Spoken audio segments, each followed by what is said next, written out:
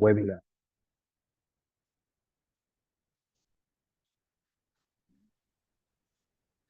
Hi everyone, thank you so much. Thank you so much. So you guys are welcome to day two of this meeting. So I think yesterday was great. It was awesome, right? I think those of us that were here yesterday, we got value for our time, and so today promises to be great. And so we've shared the recording actually for yesterday, and per adventure you missed is a good thing to go back and just listen to it and go through it. Dr. Gary shared some great insights, right? That as someone who has been on the admission committee for 10 years, so she shared great insight that will actually be beneficial to us and to those of you that are actually going in, like applying in this fall and all that. So I just want to say that, yeah, so all we can do is to provide information, right? We can as well support as many as we can. But we can't actually walk everyone through. So I just want to say, don't don't wait, don't relent. This is the time to start putting everything that you need together. This is the time to start sending out those cold emails because at this moment, professors are slightly less busy. This is summer. This is the time that they can actually read your emails. So don't wait till like September or August. August, school resumes in August and everyone gets back to work and all that.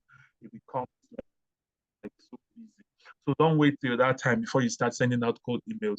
This is the best time. So I encourage you, begin immediately.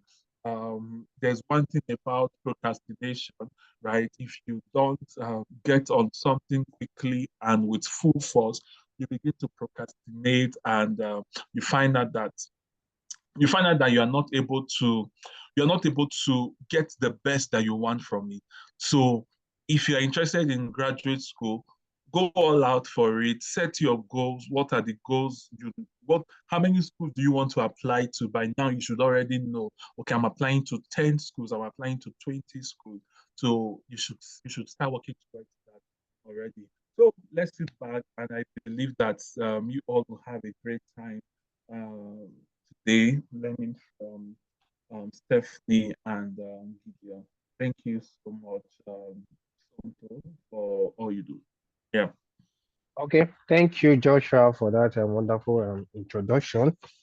Today promises to be great, all right, because I know the reason why we are all here is because we want to get scholarship and we want to study abroad. And I want to assure you that your time spent here is not a waste. So all you just have to do is to get your pen and paper and try as much as possible to write as many valuable points that is going to be dished out today. Okay, so today we have like I said, we have two facilitators. The first person to go is Stephanie Ezonye. Okay, Stephanie Ezonye is a current graduate student at University of Nadiva, Reno, and a specialist in polymer and organic chemistry. She completed a bachelor's degree in chemistry from University of Lagos, Nigeria. She is also a public speaker and amazing host of Catholic faith events. She enjoys exploring, traveling, and meeting people. Okay, so this is who we are going to listen to today, Stephanie. So Stephanie, the floor is all yours. Thank you. Thank you so much. Thank you so much, Santo. Thank you so much. It's a pleasure to be here. My name, as Santa said, is Stephanie Ezonye. I'm a graduate student at the University of Nevada, Reno. I'm doing my research in polymer chemistry, and specifically, I'm doing an MSc, right? So today, I'm going to be talking about writing and structuring an SOP, which is a statement of purpose. So without further ado, I'll go right into it. I would like to share my screen quickly so I can share what I have. So just give me a minute. Let me quickly do that. Let me share my screen. Share. All right, so please let me know if you can see my screen. Yeah, we can. Yes, Yeah. I can see your screen. I can see your screen. Okay. All right, so so today we're going to be talking about writing a scholarship winning statement of purpose, right? So what is a statement of purpose? That's what we're going to be talking about today. And as I've introduced myself before, my name is Stephanie Izunye. I'm the chemistry department at University of Nevada, Reno. So let's get right into it. So the agenda for today, first off, is to talk about the difference between a personal statement and statement of purpose. I remember when I was applying to schools, some schools would ask you to write a personal statement and a statement of purpose. There's even a school I came across that told me to write a research statement, a personal statement, and a statement of purpose. So I'm going to give the difference between these two and how to structure it. Then the second agenda is, why should I write a statement of purpose? What's the aim of a statement of purpose? Why do we need to write a statement of purpose, right? The third is, what should I include in my statement of purpose? What should I include in my SOP? What am I to write about, right? Should I write about my academia first, my research? What should I actually write? What should be included in a proper statement of purpose? Next is, how do I structure an SOP? Do I start with my academic background? Do I start with my research? Do I start with my career, how my career has been? Do I talk about my professional development? How do I structure it, right? So we'll discuss that today. What is the length of a standard SOP? That will also be discussed. How can I make my SOP stand out among 1,000 SOPs? And in addition, we'll also add some extra tips that can also come in handy. All right, so first of all, we'll start with the difference between a statement of purpose and a personal statement. So first off, the SOP outlines your academic and professional background. So when writing an SOP, you're trying to write out what, like your background, what school did you attend? What was your CGPA? What lessons did you learn from school? What courses did you take? How is it impacting what you're studying now, what research you want to do now, right? And we have the professional background. What jobs have you done? How has your career been? How does it link to you wanting to do or pursue a graduate degree, right? Your research interests. So your SOP outlines your research interests. Why do you want to go into this specific research? What triggered you? What motivated you into going into this specific research, right? And your reasons for pursuing a graduate degree.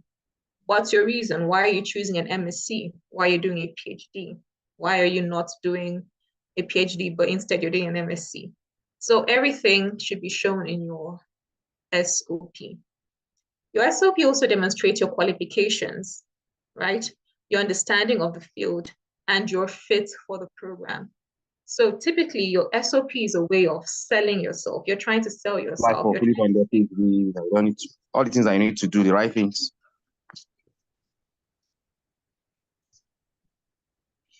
Okay. Okay. So it demonstrates your qualifications, your understanding of the program, and your fit for the program. So it's trying to say, your understanding of the program, your fit for the program. So it's basically you trying to sell yourself with your SOP. So you're trying to put out like your best foot. Trying to give out like something that shows that out of everyone, I am the best person, right? And your personal statement, I'll take that back quickly. Then I'll see if I can move this. Perfect. So your personal statement provides insight into your personality, values, and motivation. So as it said, personal statement. So here you're talking more about yourself. right? So it doesn't really have to do much with your academic background now or your career background. So here we're looking at more of yourself. What motivates you? What are your hobbies? What do you enjoy doing? How did you, okay, what the things you've done, how is it like helping you now? What challenges did you actually face when, you know, how challenges did you actually face personally? So personal statement is a statement that provides insight to your personality. What kind of person are you? What motivates you? What are your skills that you have, right? What do you enjoy doing in your free time, right? And the values and your motivations. So it highlights your personal journey, the challenges you've overcome, right? So here you're more or less being vulnerable. You're trying to say that, okay, I went through so issues, but luckily I was able to overcome it. For example, I'll give mine. When I was applying for graduate school, I had issues with finances, right? So those are the things that you can put as challenges you've overcome, the things you did to overcome it, right? I also remember when I was writing a personal statement to a specific school, I remember writing about my primary school, the issues I faced, because I studied in South Africa, and South Africa has issues of racism. So among all the students, I was among the few Black students. So I had issues with racism. So these are the kind of things you can put in your personal statement to show that you had issues. In this life, everyone has issues. So you're trying to like show the things you've done on your own, how you're able to overcome it, and how you've been able to come so far with all your motivations and your reasons for choosing your career path. All right, so moving on. Why do I need to write an SOP? So grad school essay is the thing that will speak for you when you're not there. So it's more like something that stands out for you when you're not there, because it's the grad committee that will be going through your work. So it's more like you trying to sell yourself, them reading it and getting to know, okay, I know who this person is. So they see it and they're like, okay, we have a glimpse of who this person is, right? So you'd have to, when writing an SOP, you need to put the best foot forward, try your best to clearly express yourself, show that amongst everyone, this is who I am and this is why I am going for this particular program or this particular research. So the admission committee gets an in-depth knowledge of who you are from your essay, and more or less it supplements your CV, right? So already know that during when you're applying for admission, you also put forth your CV. So in addition to your CV, your SOP is something that tends to speak for you. It shows more or in-depth knowledge of who you actually are.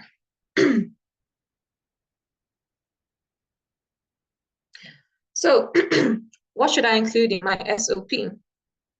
First off, your academic background and achievements. All right, what school did you go to? What relevant courses did you take? What did you learn? Right? Your achievements. Did you come out as the best graduating student? Did you get any awards? Were you recognized? It's just here. You're trying to sell yourself and to show your academic background. The second is relevant work experience or research project. So if you've been able to work after, let's say undergrad, right? Or let's say you've done undergrad and you're planning to go for grad school. So what have you been able to work? What relevant work experience have you done, right? So here, it's basically you writing out the work that you've done. Let's say after school, you worked in a company that you learned so skill. You're trying to write there, okay, these are the skills I learned, this is what I've worked, and this is how far I've come in my career. Now, when writing work experience, it's very important that you write the relevant work experience. It's not every work experience that is actually relevant. For example, let's say you're in the science field, right? Let's say, for example, like me, I studied chemistry. But among my work experience, I kind of dabbled into hosting and public speaking. And yeah, so if I'm to actually write like a work experience, I might not include that because it's not relevant to what I want to do. It's just something that I did, but it's not relevant, right? So the work experience that you're writing has to be very relevant. In the same time, we have some people that kind of, for example, finished undergrad and are immediately applying for grad school, meaning they do not really have like so much work experience, or they do not even have work experience at all. So those kind of people, they can sell themselves with their research project. So whatever project they've done is just a way of putting or showing for, okay, I did this project as an undergrad. This is what I learned. So this is, okay, this is what I learned. So this is going to supplement as an experience for me. So it's more like a research experience. All right, so specific research interests and how they align with your program. All right, so what research have you done? For example, I'll give myself still as an example. When I was an undergrad, I did research in drugs, herbal drugs. So we're trying to find out what chemicals or what chemical components were present in these herbal drugs we were taking in Nigeria. So that skill gave me more like an edge to understand how organic synthesis takes place, right? And later on, I also did an internship in a plastic recycling firm. And there I was able to learn more about recyclable plastics and the rest. So these two kind of gave me an edge in research I'm doing now. So I was able to learn about organic synthesis. At the same time, I was also able to learn about polymer. So that's more or less what gave me an edge. And that is what I'm studying now, which is organic synthesis and polymer chemistry, right? So what you should include in your SOPs, like the specific research that you've done and how they align with what you want to do in grad school. Okay.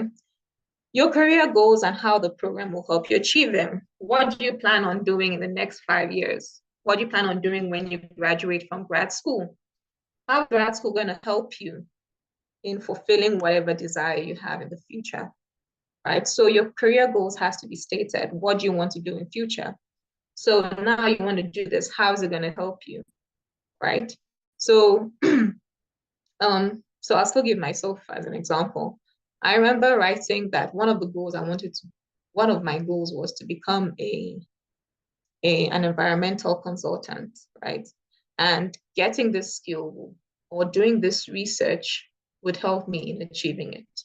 So you have to be very like explanatory and show that whatever you're doing now, whatever grad school course, whatever grad school, research you plan on doing is going to help you in achieving your career goals. So why are you interested in this particular program and institution?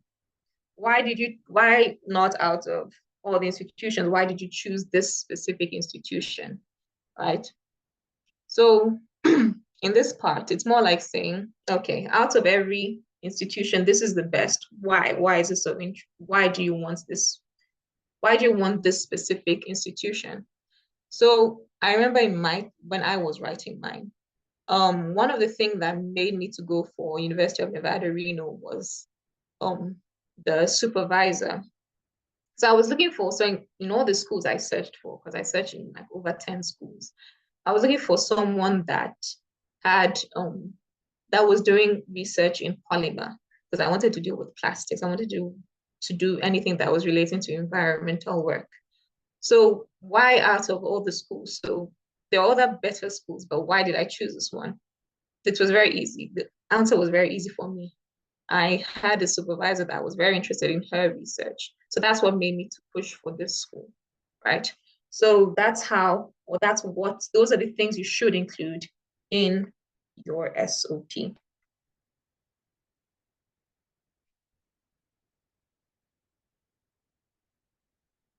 All right, so how to structure an SOP. So first off, you'll start with an introduction. You're briefly going to introduce yourself and your interests.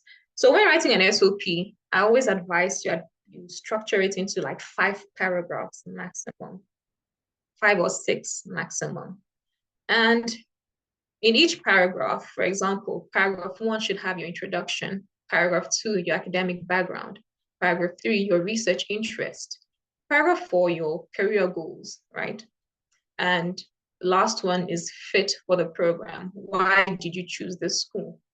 And with that being said, I'll shuffle between this slide and my own SOP to show you what exactly I'm talking about. All right, so as I said earlier, so how to structure an SOP.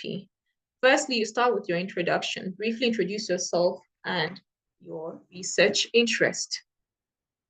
So here, this is more like an overview of what I did for the first one. So I started out with an overview, like what is leading me to this research that I want to do, right? So I gave like an overview. So I'll quickly read it. So I said that studies have shown that over the years, there's been a global increase in the number of plastics being generated.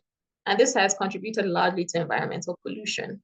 Unfortunately, major parts of Africa with high levels of plastics being used and inadequate recycling facilities, large amounts of plastic waste end up in rivers, lakes, oceans, and the rest. In Nigeria currently, due to blocked drainage system caused by plastic pollutants, we are currently facing issues of flooding.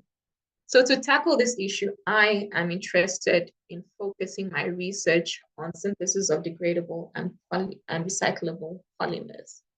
So this is more like an introduction. I've given an overview of the issue we are facing and why I want to go into this specific research, right? So this is more like an introduction. You're showing, you're basically writing what your research is about, okay? So secondly, after that, we move into the second paragraph, which has to do with your academic background. Where did you come from? What brought about your interest in this specific research? So here I have it. As a science enthusiast, I enrolled for a bachelor's degree in chemistry science. I don't think I'll read out everything, but I'll just give the salient points here. So in your second paragraph, you're trying to explain explain your academic background. All right. So I started off, I studied so in the University of, okay, I didn't even specify it here, but you're free to specify the university you did your undergrad in, or what's relevant, whatever relevant academic background that you have, right? So due to my passion for the environment, I took elective courses on environmental and natural product chemistry. You're also free to write down the courses you took that also motivated you to want to do this research that you're currently doing. I then utilized my 3-month undergraduate internship period to improve my analytical skills by working as a laboratory assistant.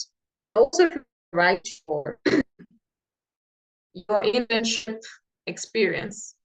As for me, during my time, because chemistry is a 4-year course, we were allowed to do a 3-month IT. So I was able to do mine and I was able to gain some skills. So in addition, I wrote that I took part in research involving proximate analysis of various plant samples. I learned how to perform quantitative tests for carbohydrates present in plant samples using throne. I was introduced to the UV spectrophotometer, which is used to measure the absorbance of a solution at specific wavelength. I was introduced to the HPLC machine. I was introduced to salt. It's just you're trying to show, okay, as an undergrad, these are the things I've learned. So now that I'm coming to grad school, I'm not coming as a beginner or as a learner. I have some knowledge of some equipments. So I do. So you're trying to show that, okay, I actually have skills in some science apparatus, right? So due to my interest in environmental and natural product chemistry, my undergraduate thesis under my supervisor involved chemical profiling and standardization of liquid extract. So here too, you're also trying to write out your research that you did as an undergrad, right? What did you learn during your undergrad research. How does it align with what you want to do in the future? That is for grad school. Yeah, so it's basically you trying to show off what you've learned as an undergrad. And one thing I've come to learn is that there's some things that we take for granted as undergrads. So well, as an undergrad, there are some projects. So what I'm trying to say is that there are some projects that you would have done as an undergrad. Doesn't necessarily have to be like your major project research. So there are other projects that you guys would have done. I would always advise you include it, right? So there are some things that we just say, oh, it was just something that we did. We just looked at it. We dealt with the pH meter. We did. Include it in your SOP. Show that you know what you're doing. Show that you've worked with it, right? So yeah, so that is it. So what I'm trying to say is that things you did in your undergrad, things that the projects you did, the experiments you did, if you can't remember so much, try and find something that would sell you, something that would show that, okay, yeah, this person is actually a chemist, or this person is good in whatever field he or she is in.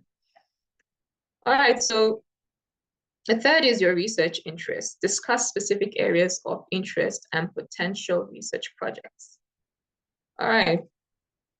So this here, I have some things that I did. So first off, upon completion of my undergraduate degree, due to my interest, I joined the group research that involved the removal of heavy metal ions from aqueous solutions. So this is an extra research that I did when I graduated.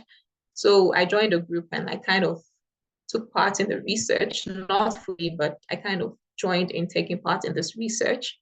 After that, I also did online courses. So another thing I'm going to stress is the use of online courses. That helps a lot. And you're free, very free to write it in your SOP. So any relevant online course that you've taken and you've learned something, include it in your SOP. Let them know that you've been learning different things, right? So, so during this period, I also underwent some online courses which further broadened my knowledge of serious environmental issues.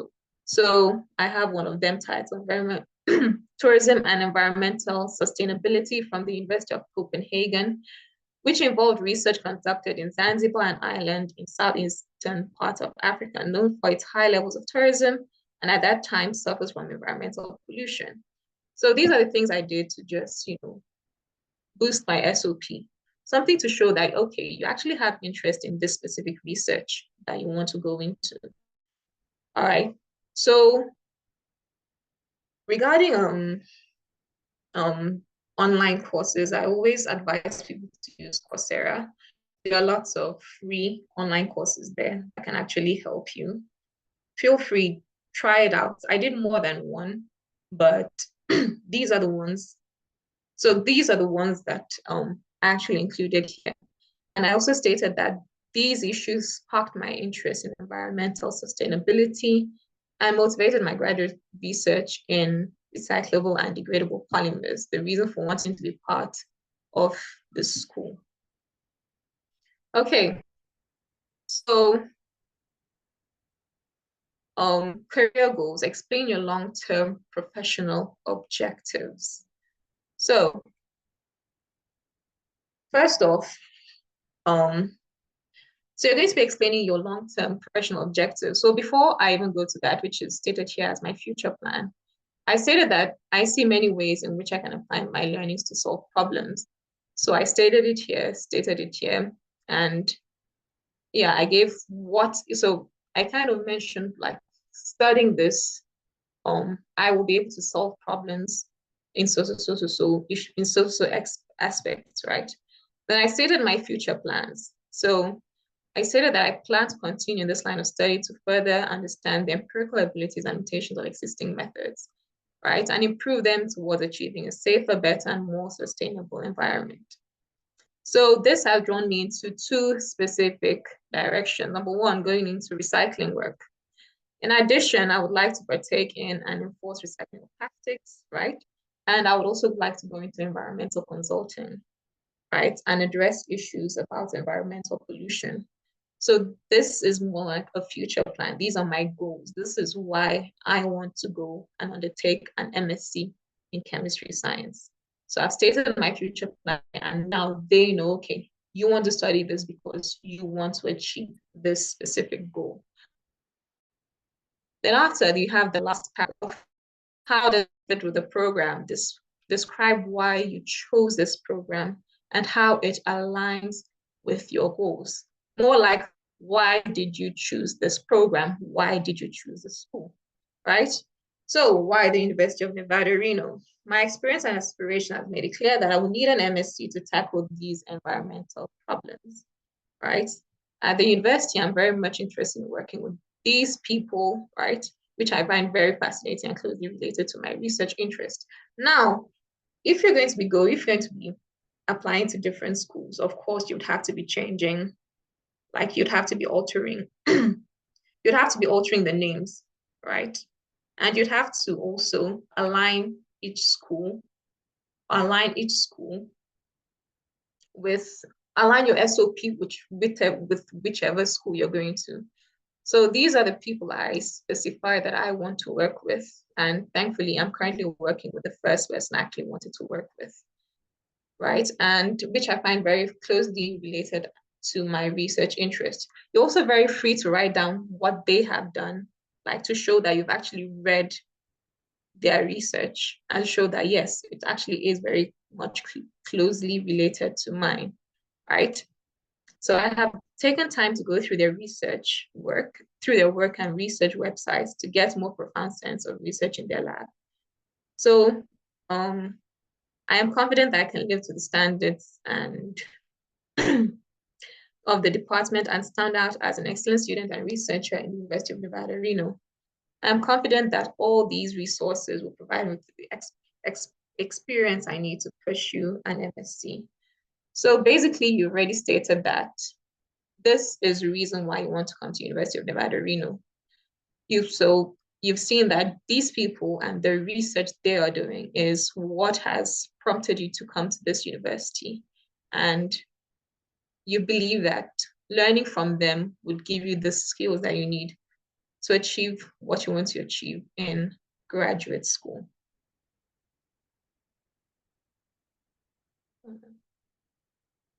All right, so with that being said, how long should your SOP be? So typically, SOPs are 1 to 2 pages long. So most times, when applying to schools, during the application process, they most times tell you, okay, if you're writing to the school, make sure it's not more than 500 words. So that's more like 1.5 pages. So if you're writing an SOP, you're looking to write between 1 to 2 pages. I always advise that you do not go more than 2 pages of an SOP, right? So typically SOPs are 1 to 2 pages long, depending on the program's requirement. Always check the specific guidelines provided by each institution. So if they specify, okay, 500 words, so 500 words is more like 1.5, pages. So always confirm what they want before writing, okay? So yeah, let's not be too long, let's not be too short. So how can I make my SOP stand out? Be specific about your research interest and career goals. Know what you want. State what you want, right? State what you want. You want to study, you want to go into social research, state it. Your career goals, if I study this or if I undergo this specific, research, it's going to help me in attaining whatsoever goals I have set for myself. Let it be stated and let it be clear. So tailor each SOP to the specific program you're applying to. Tailor each SOP. So more or less, you're going to kind of be tweaking a little things in your SOP. You're not going to tweak everything, definitely, but you're going to be tweaking a little. But just make sure you tailor each SOP to the specific program you're applying to. So you won't expect to be writing an SOP to a specific program and you're writing probably another university and you're writing another name, another research name and writing another university. So those kind of things happen. So you have to be very careful, right? So it's more like a CV. So anytime you're applying for a job, you're trying to tailor your CV to the job. So it's the same thing with an SOP. Whatever this program has, you're trying to tailor your SOP to that specific program. Highlight unique experiences and achievements, right? So I've seen some SOPs where people wrote, I was awarded best student in my faculty or best student in my department. Yeah, that sounds nice. You're awarded the best, but does it really stand out? What about writing something like this? Out of 20 students, I was among the top 3 best graduating in my department. That sells you off better. So try and show that you are kind of more special, that yours is unique. Yeah, that's a word. That your achievements are actually very unique, right? So that the school will be like, oh, okay, this person's making sense. All right. So yeah. So show enthusiasm and clear understanding of the program and its faculty. So show enthusiasm, show that you're very, very excited to work with them. And show clear understanding of the program. That's, you have to have done the research about the program and its faculty. You should know, okay, this is what the school does. This is what the faculty is into. Show that, okay, this is what I know about the school, right? Yeah. So that being said, extra tips that can be given is, extra tips I would like to add to this is proofread. Ensure that your statements, okay. Ensure that your statements are free of grammatical errors and typos. Have someone proofread the SOP before you submit it. Yeah, I always advise that. Yeah, it might be okay to you, but give it to someone else that is skilled in writing SOPs, right? And let them review it for you. During my time, I had other people that were already doing grad school. So I'll give it to them and be like, okay, can you proofread it for me? Tell me where I made errors, and they would get back to me. Another thing that can help you in grammatical errors is using Grammarly. So as of then, when I was writing mine, Grammarly just came out newly. So these are the kind of softwares and apps that can help you avoid grammatical errors and typos, right? And at the same time, have someone proofread it. And if you're actually lucky, have someone from that specific research or specific school that you're applying to proofread your work. That would help you a lot, right? So second is seek feedback. Have mentors, have professors or friends review your statements. So it's still the same thing. Have people that you find as mentors, have them review what you've written. Have mentors. I feel as if in this life you need a mentor in everything you do, right? So they will give you feedbacks, or if you have professors or if you have friends, let them review your SOPs, right? That gives you an edge. Be concise, stick to the point, and avoid unnecessary information. More like hit the nail on the head. So what I'm trying to say is that try and avoid irrelevant information, right? Information that does not help or sell you in any way, you do not need to include it. For example, let's say during your time as an undergrad, right, you took part in a sport and you were best in the sport. You do not need to include that there because it does not have any way of improving it doesn't really show anything, because SOPs have more to do with your professional background, right? So it doesn't really more or less help. So it's more like an irrelevant information. But you can put it in your personal statement if it has any way of adding to it. But try and avoid unnecessary information. So lastly, follow guidelines. Adhere to any specific instructions or prompts provided by the program. So for example, the program says, do not go above 500 words. And you're busy writing how many page SOP. Please don't do that. Just stick to what they've told you, okay? Stick to what they've told you. I remember writing, I think I said that before, I remember writing a research, a school that asked to write, that told me to write a research statement, personal statement, and statement of purpose. So they made it like, so research statement is 200 words, the other one 200 words, statement of purpose 200 words. So whatever you're trying to do, you're trying to follow the guidelines. So follow the guidelines, adhere to specific instructions or prompts. So most times if they tell you write your research interest, they would specify your academic background or your research interest. Do not include so. Yeah, that's how they have it. So most times they give guidelines. So just adhere to the guidelines and specific instructions when you are trying to apply and write an SOP. All right, with that, I've come to the end of my slide. I'm free to take any questions. And if you have any questions later on, this is my email that you can use and email me if you have any prompts or any questions later on.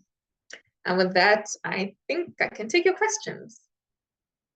And if there are no questions, I have questions for you. Okay, thank you, Stephanie. Thank you so much. Really appreciate your lecture. Okay, guys, if anybody have any question, you are free to ask now. So if you have any question, you can ask, even as others are asking and you feel you need to add something to the question, you can drop it on the chat box. I'm going to read it out as well. So let's bring our question.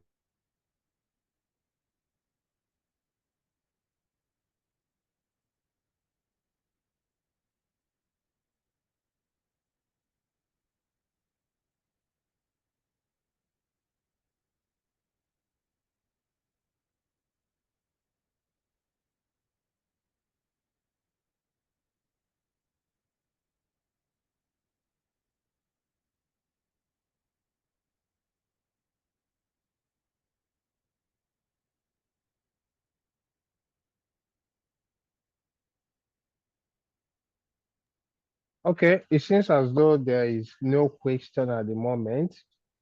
Stephanie, you say if they don't ask question, that you have a question for them. So can yeah, free to ask the question. Okay. All right. So the question I have is, when you're applying to graduate school, are you applying with a CV or a resume?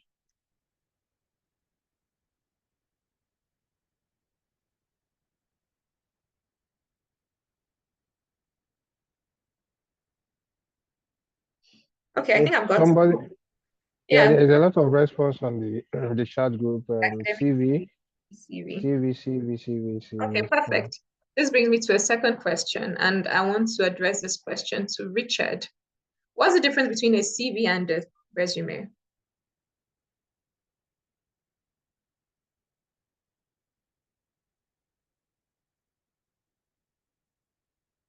All right. Thank you so much, Stephanie. From what I learned yesterday, I discovered that a CV actually has more information about your academic kind of achievements, the research work you've done. Like a CV is actually tailored to more like academic field. Actually, talks more about your academic background and your interests and all that. Like actually directing to academic purpose, while your resume can be what you can use to apply for maybe job. As many job, of course, there are persons that can use one CV to apply for, resume to apply for like different jobs actually, because it highlights more about your work experience, your skills, and the academic qualification is also there, but your CV give more details, like you can include in your CV maybe a research work that you've done in your CV, and then maybe your research interest and the rest. Well done, Richard. Yeah, you were correct.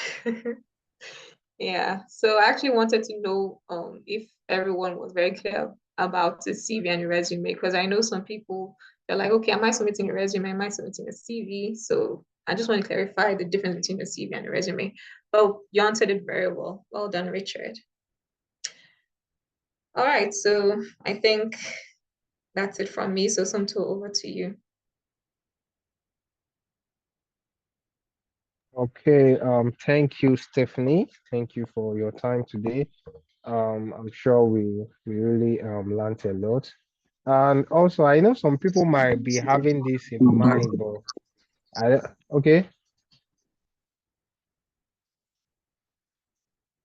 Marcos, you want to ask a question? Yes, I needed more clarification on the CV and resume distinction. And because I emailed the professor and he was like, I should send my resume instead of the CV.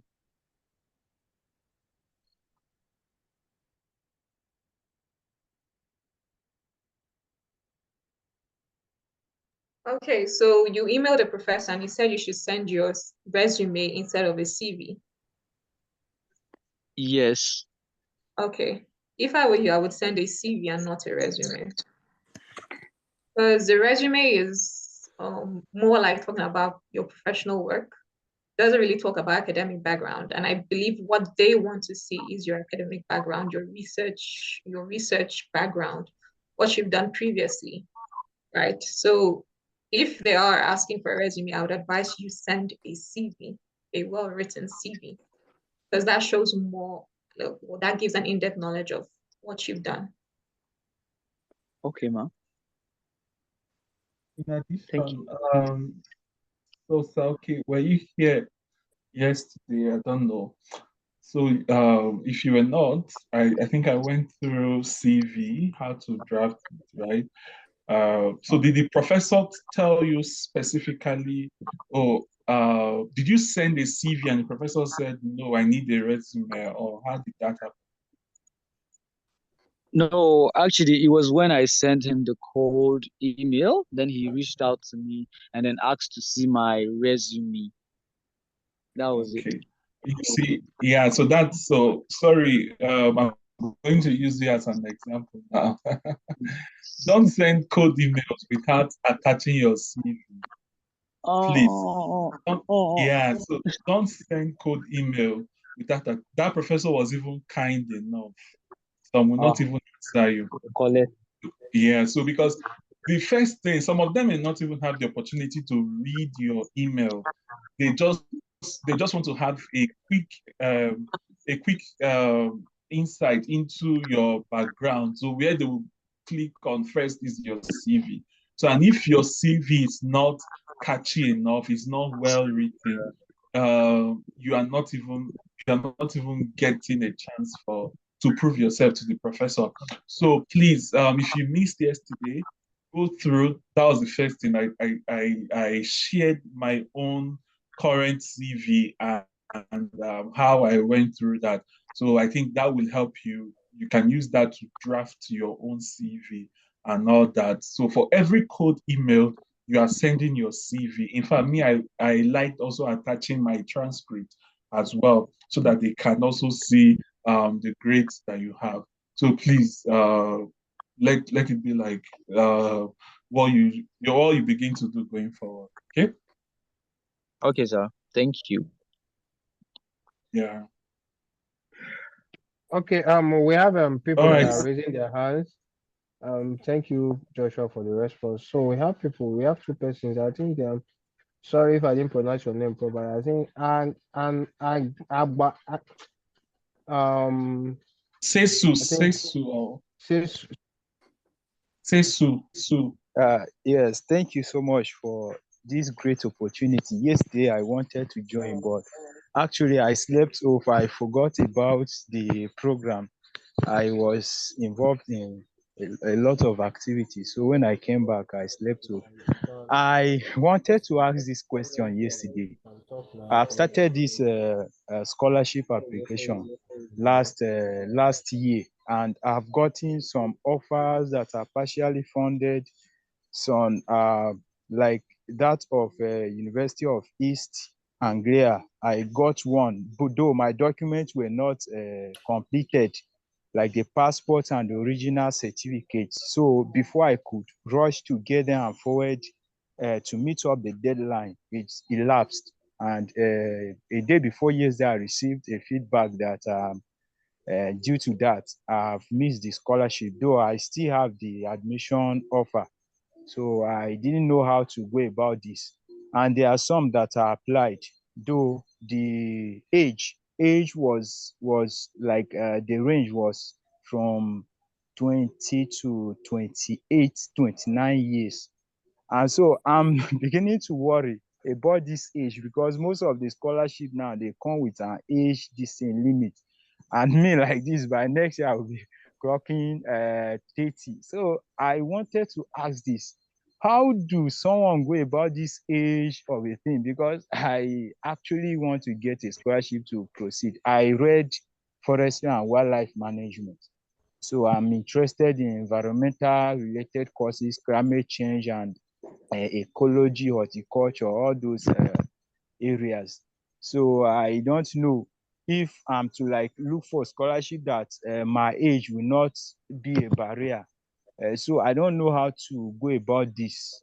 Like there's one that I wanted to submit today. I've done everything and I met everything. Before I could do, I discovered that the age that before from now till August next year, I should not be more than 30. I should not be up to 30. I should be like 28, 29. Squadsman scholarship, if you know about that one. So I'm wondering how am I going to meet up with this? So does it mean that if I clock 30 or 31 like that, there's no hope for me to get any scholarship again?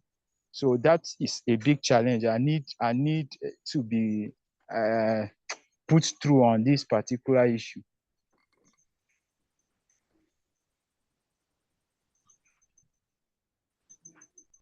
I'm true, Okay, sir. I think I'll go for that. Yeah, Yes. um, so I think you spoke about East Anglia University of UAE. I think that's in the UK, right? So yeah, if you're applying to specified scholarships, so they have like age limit. Some of those scholarships have age limit and all that. But when so in the US, so yeah, basically our focus is like the US, but you can also use the tips we are sharing. You can also find them useful for Canada and all that. I think you heard Dr. Gary yesterday, so they operate almost like the same system. So in the US, all you just need to do is apply for admission. So you will not see them advertise specific scholarship, though some professors will advertise that they need students in their research group and all that. You just need to apply for the program. If you were here yesterday, you were not here. So you need to go and watch, you need to revisit the session of yesterday. I shared on how you can search for schools, how you can get schools attention, and how you can search for professors, right? For your course, forestry and wildlife, there's a lot you can actually do with it. So you can go into the environmental sciences. There's so many research groups that you can join, right? In agric, in environment.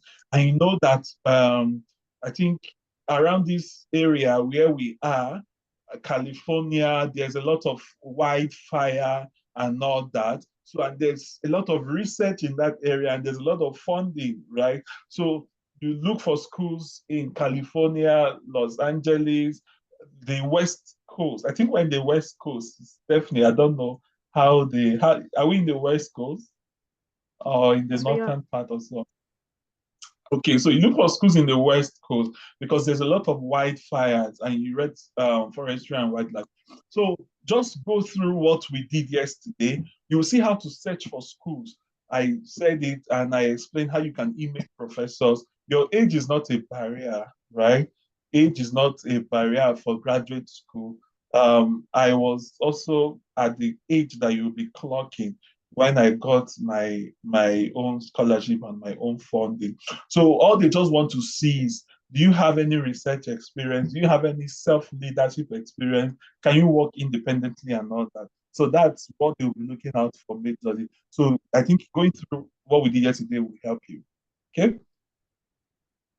Thank you so much, sir. My fears is gone. Yeah. Thank you so Esther, much. Esther.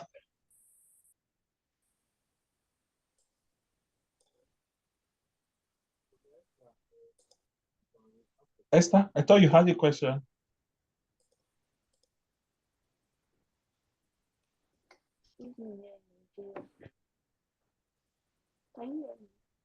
We can't hear you clearly. Okay.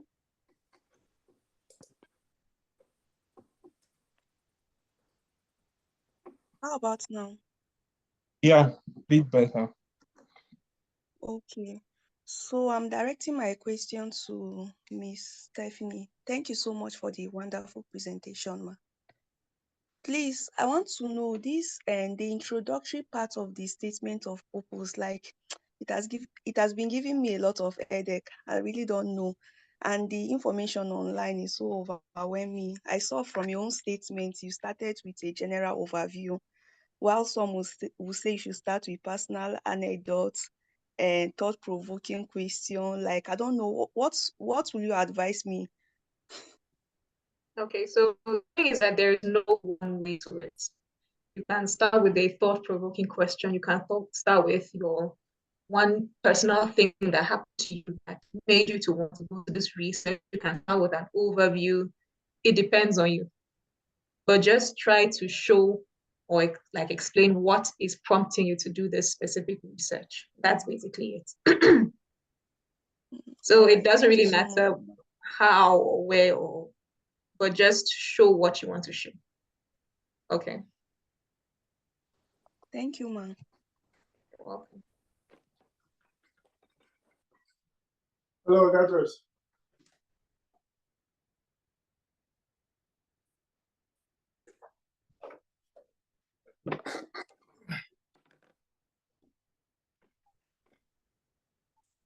I think there's a second person. Sorry, do you have a question? You can ask. Good day, sir. Thank you for this program. So, Yeah. I'm graduating this October. I'm not done with school, but Okay. as things stand, I don't really know because I missed yesterday's program, and my CGP is on a scale of 5.0. I'm on a 3.9 something, which is not really high. So it's giving me some concerns about the scholarships. So I've not really I've done some programs, but I don't know, I feel like they are limited, and it's just a border. So I would like advice on that.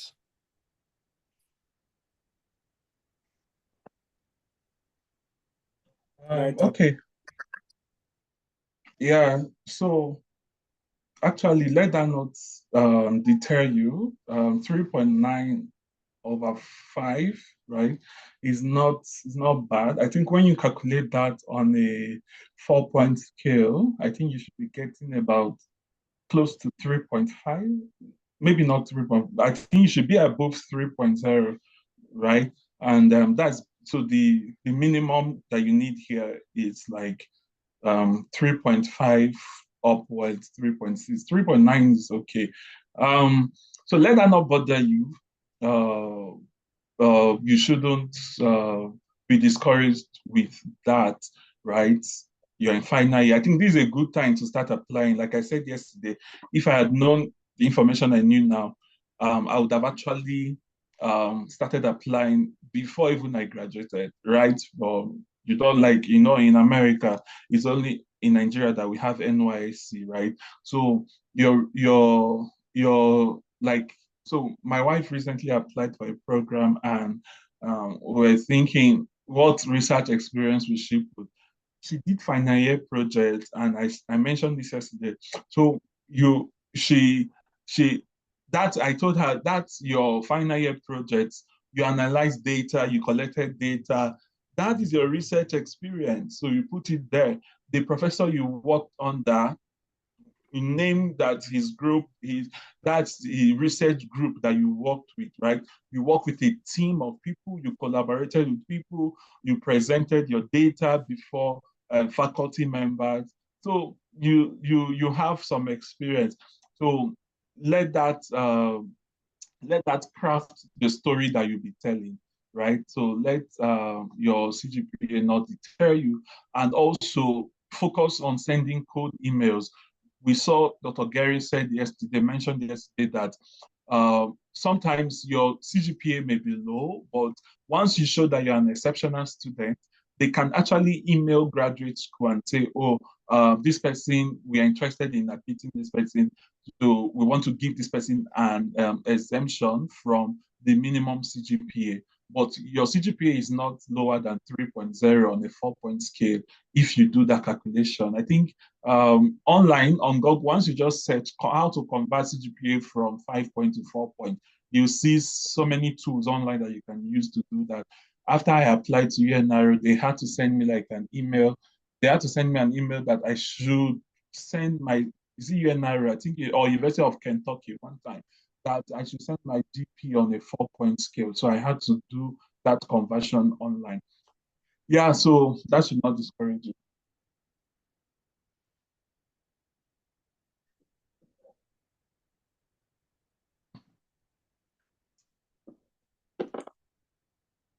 Does that answer you?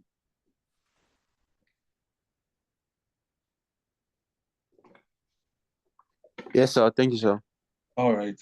I think we can take more questions by the time we are done.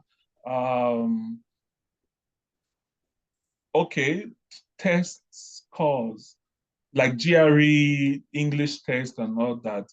Okay, for me, I think for most of us, it was waived. GRE was waived and all that. But sometimes if you have like a low CGPA, it's good to take like GRE in order to also bring you up, right? Test of English was also waived because we are from an English-speaking country and we have completed our program in English and all that.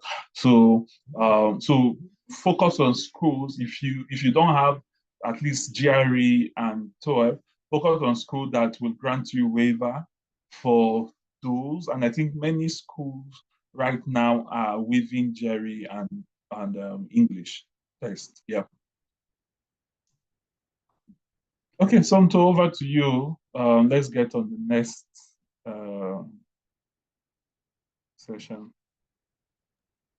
All right. Thank you, Joshua. Thank you, everybody, for the questions. Thank you, Stephanie, for the awesome questions. Your voice is somehow low. Can't hear you clearly. Okay. How about now? Can you hear me now? A bit better. Okay. All right. So thank you, everybody. Thank you for the questions. Thank you, Stephanie. Is the voice still very low? Yeah, it's low, quite low. Or is it me? Power off. How about now? Is it better now? Yeah, better. Okay. All right. Okay. Thank you. Thank you everybody for the questions. Thank you, Stephanie, for the awesome session. We'll be moving on to the next speaker. But before we move on, I would like to confirm. I don't know, Mr. Gideon, if you are currently in the Yeah, meeting. I'm here. I'm here.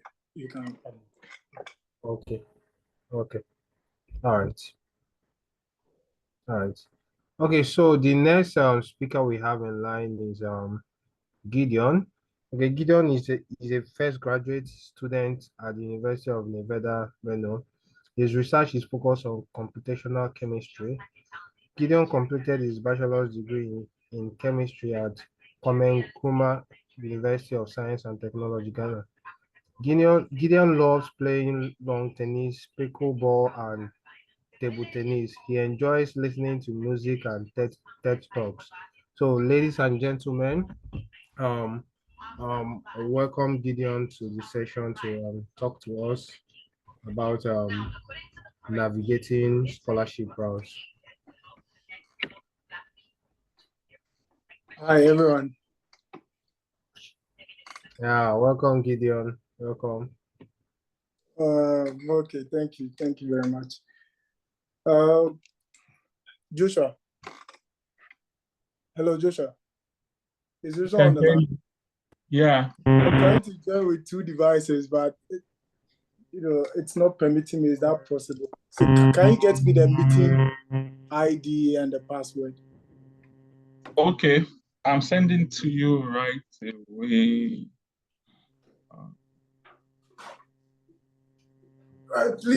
Please do. Okay, thank you very much. So I'm supposed to talk about code emails, right?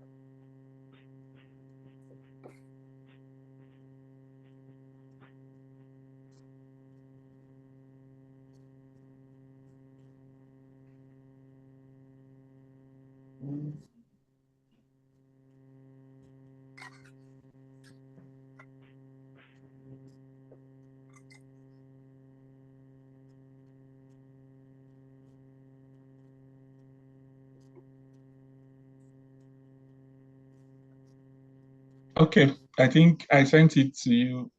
Have you seen it? Thank you. Let me check it.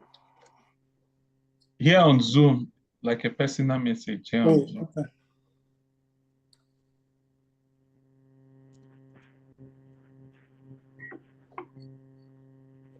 Thank you. Okay, so sorry guys, I'm supposed to talk about code email. And I'm trying to join with two devices so I can share a PowerPoint with you guys. So kindly give me 1 minute so that I do that.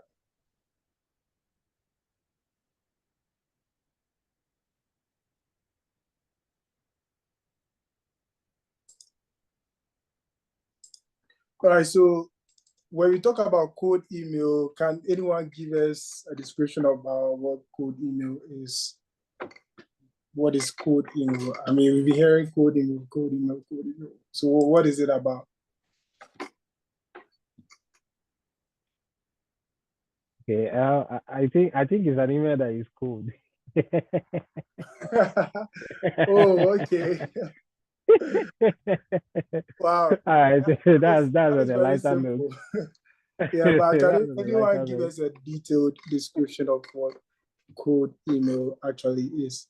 But I like that. That's funny. Yeah.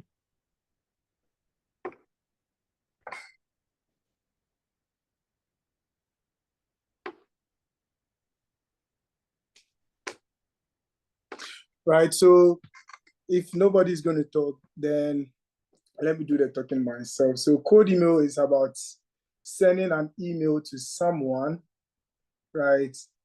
And then trying to, make some inquiries, trying to ask them for something, people that you have never met before, and then you're trying to make an ask or do ask a question or something, right? So for graduate school application, what I would say is that the first and foremost thing that you have to do is to send a code email.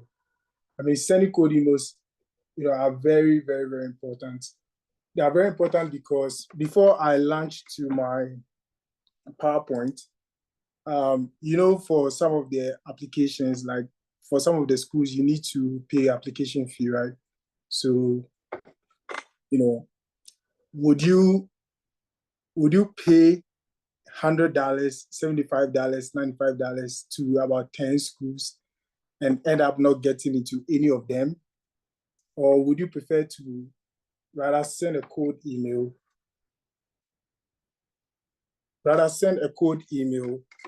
and then have an answer from the professor before you are able to apply? So let's zoom into, what code email is about and how to go about code emails.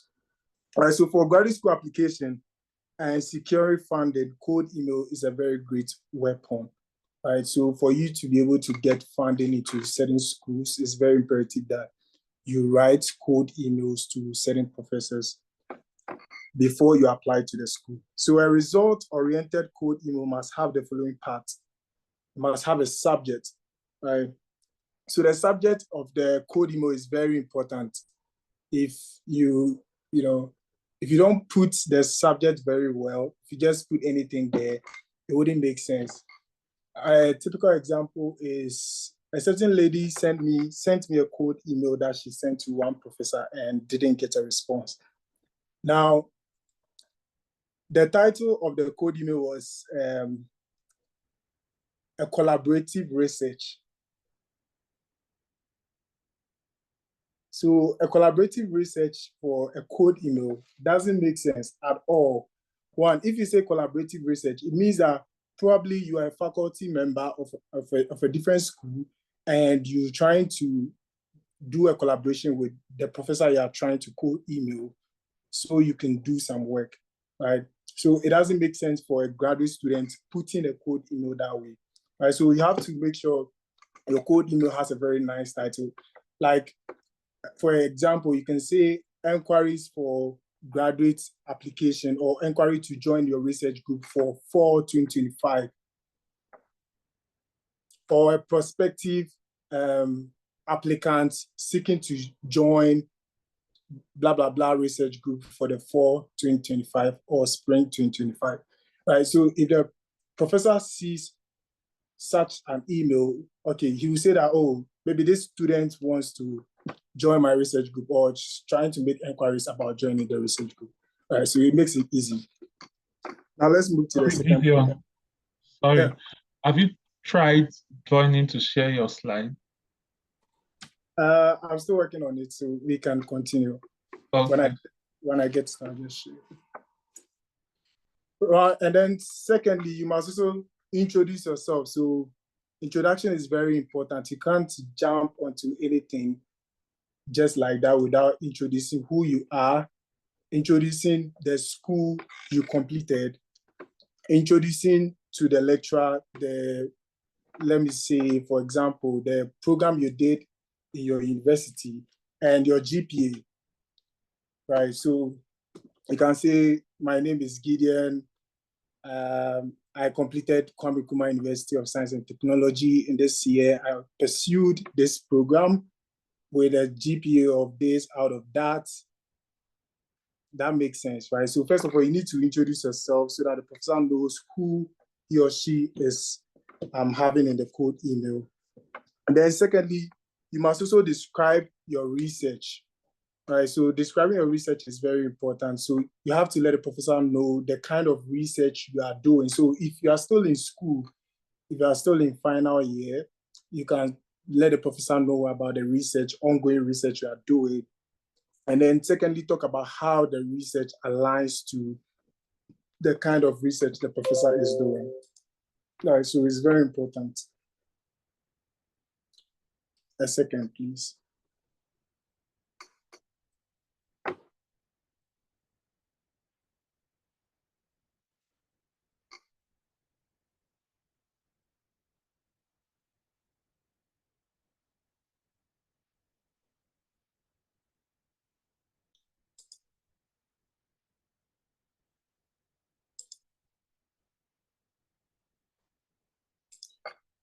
Yeah, so you have to talk about your research, the kind of research you are doing in your institution, and then talk about the research of the professor and how it aligns to the research that you are doing. So for example, I am a computational chemist and I look at reactions on molecular levels by looking at their reaction energies and whatever parameters that we are trying to find. And so in talking about the code email, I can talk about the kind of research I did for my undergrad, which was like a cycloaddition reaction. I don't know if I think all of you here are not chemistry students, so let me not make it too scientific, right? So I talked about the kind of research I did for my undergrad, and I related the kind of research I'm doing to what the professor does in his lab. So please, when trying to search for the research of the lecturer or the professor you are trying to email to, please go to check the professor's profile on the school website. And then after doing that, please also go to the professor's website. So each professor has a website, a general website for their lab. And on that website, you know, it has a very detailed description of the kind of work they do and the kind of ongoing research that they are doing at the moment. And then also you can see certain publications of the lecturer and all the students in the lab. All right, so maybe if you don't have time to go to Google Scholar or ORCID to check about the professor and the kind of research he's doing, when you go to the professor's website, right, you actually see the ongoing research, right? So what most professors does here is that they have a broad research that they are doing, like a general research that they are doing. So where we say professor this and that, we know professor, like for example, the professor that we had online yesterday, she's into organometallics and organic reactions, right? So when it comes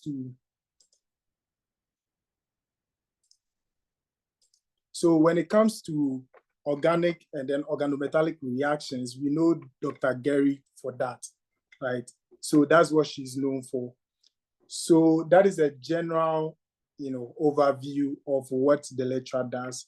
But when you come to her research group, that broad research is broken down into subdivisions of certain projects that they are working on.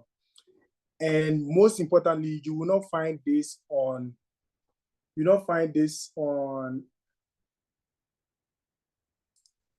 right? You will not find this on Google Scholar. You will not find this on ORCID. What you find on ORCID and Google Scholar is just the publications of the lecturer and all that. Perhaps it could be some old projects that you've worked on and all that. So using Google Scholar is very important to keep tracks of the publication the lecturer have and the kinds of research he did, right? And then also visiting their website is also important for you to see the current ongoing projects that they have. And some of the ongoing projects that, could have certain funding, right? So when you're able to talk about the code email, as in within the code email, you're able to talk about your research and align it to the current research that the professor is doing, then that is it. Then also, please make sure you read at least 1 or 2 papers of the professor that you are trying to code email to. All right, so what most students do is that they have a generic template of a code email, right? So you send this code email to this professor. When you are done, then you come back to this professor again, and then you change it or you tailor it. That's what people say. You tailor the code email and you send it to another professor again. So my advice to you is that when you are code emailing, please, graduate school application is dedication, it's time consuming, right? It's going to change your life. You are going to move from Nigeria, you're going to move from Ghana. I have some Ghanaian friends here. You're going to move from Ghana, you're going to move from Nigeria to a new place, a new location, right? Your life is going to change. So when you are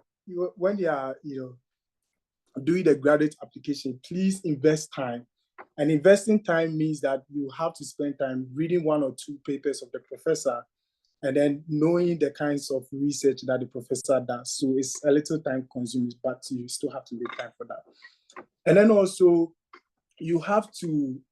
I advise that you email one lecturer in a department. And then after doing that, if you don't get the response that you need or something, let's say perhaps if you go through the faculty, the school's website or the department's website and go through the faculty, you saw about 2 or 3 lectures that you potentially see that you can work with, right? They have, the kind of research that you are doing and some that you could potentially do. So when you are code emailing, please do not code email the 3 of them at the same time. Why? This is because all the professors here are connected, they are friends, right? So if, let's say, Stephanie emails Joshua is a lecturer, Stephanie emails Joshua, Stephanie emails me, and I see Joshua, I'll be like, I saw this student code emailed me and she has this kind of experiences and that and this. I'm thinking of, admitting this student or letting the student join my group. And Joshua also say, oh, what's the person's name? Stephanie. Oh, Stephanie is on this. Stephanie also emailed me saying this, that.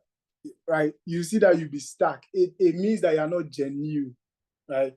You're not genuine. You're just trying to look for Nigerians say Japa, are looking for escape routes, right, to leave your country and come here. So be intentional about the code email. So email one professor first.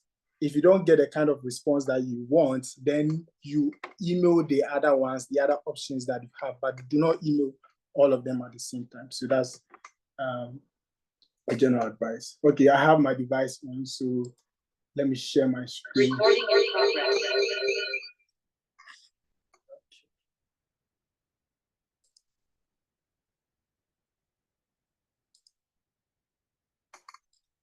All right, so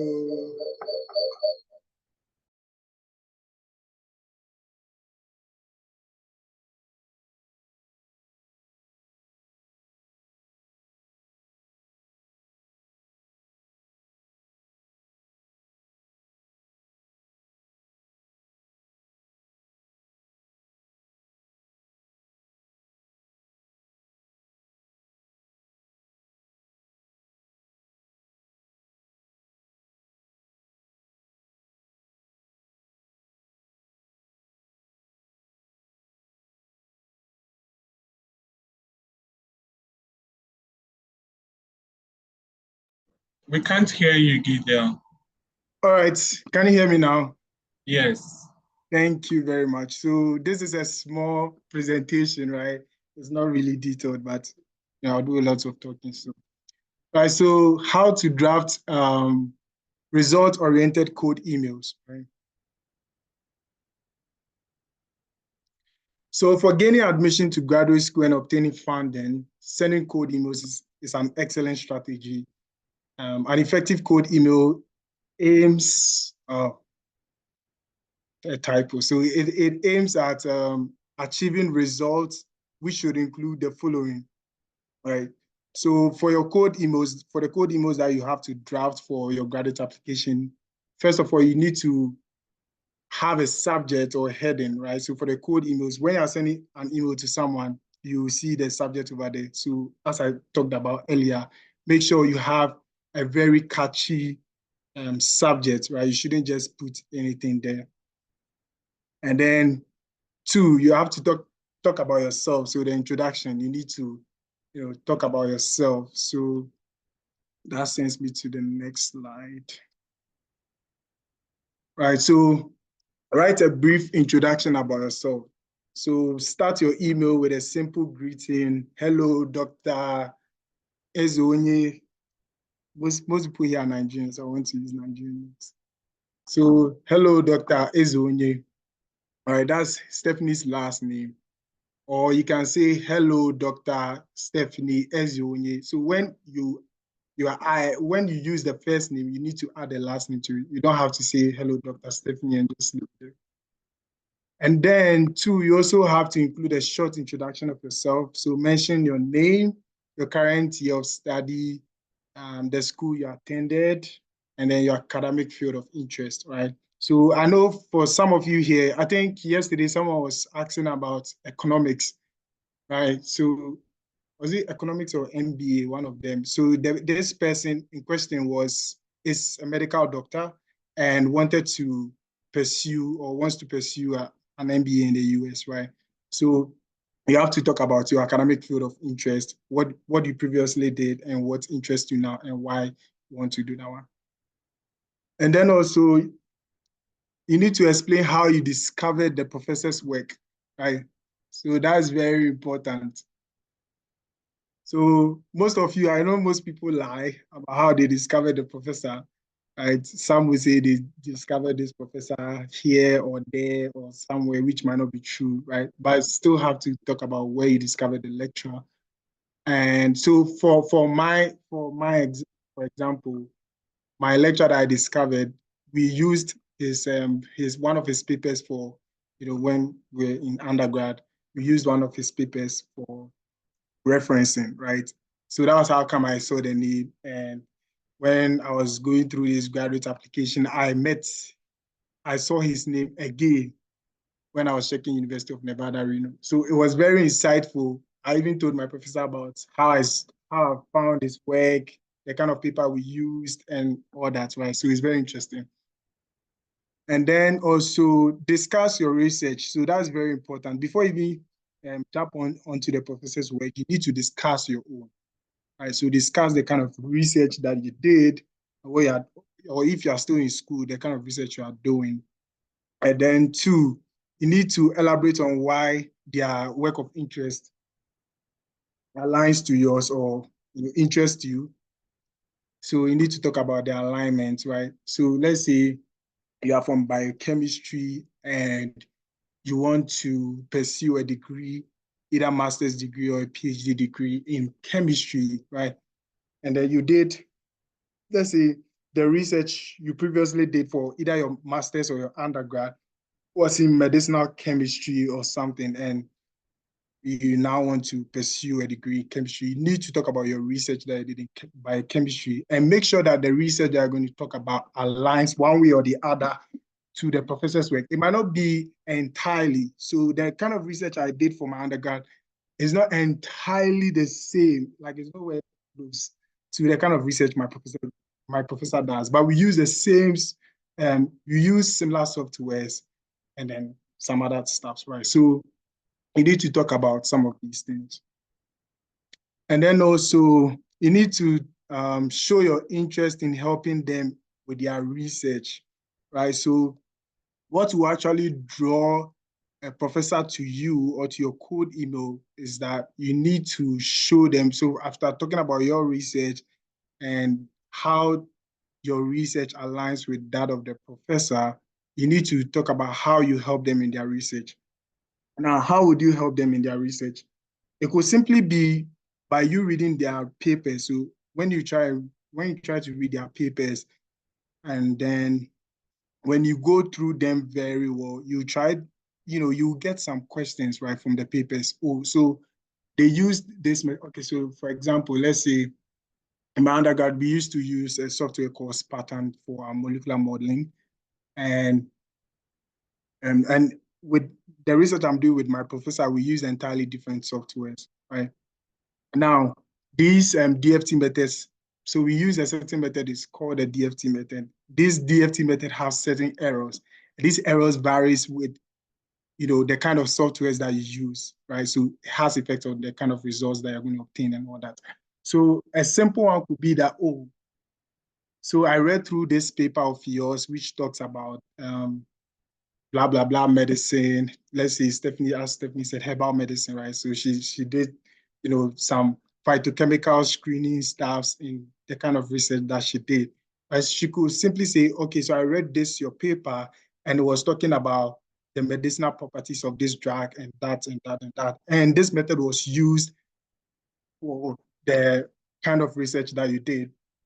But I want to ask, or I also suggest that using this method, or let's say phytochemical screening, which is proven to be one of the most effective methods, you need to have facts, right?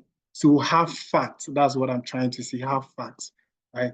Ask questions, right? So if you read the paper and you didn't understand something, you could ask a question, right? So all these things proves to the lecturer that, oh, this student is very good at research, likes reading papers, like wants to see the enthusiasm in terms of how you invest your energy into research, right? So you need to show some of these interests, right?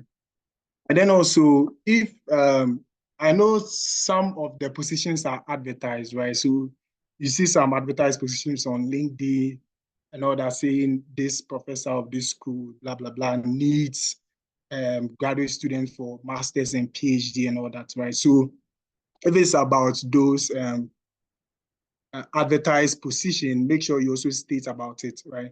So for the lecturer to know, the kind of person you are, right? So state it there that, okay, I saw this advertised position on LinkedIn about joining the research group, blah, blah, blah, for 4 and all that.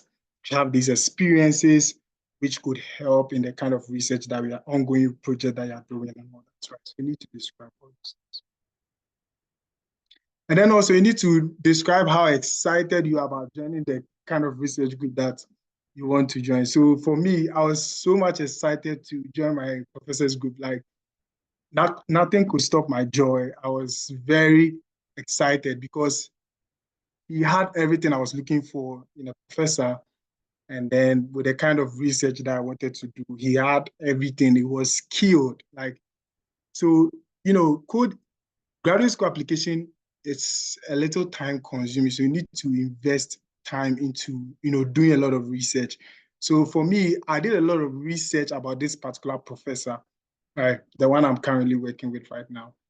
I did a lot of research about him, including all his papers, the kind of collaborators that he had on his work, and the kind of research he has done before in his PhD, and then his postdoc research, right?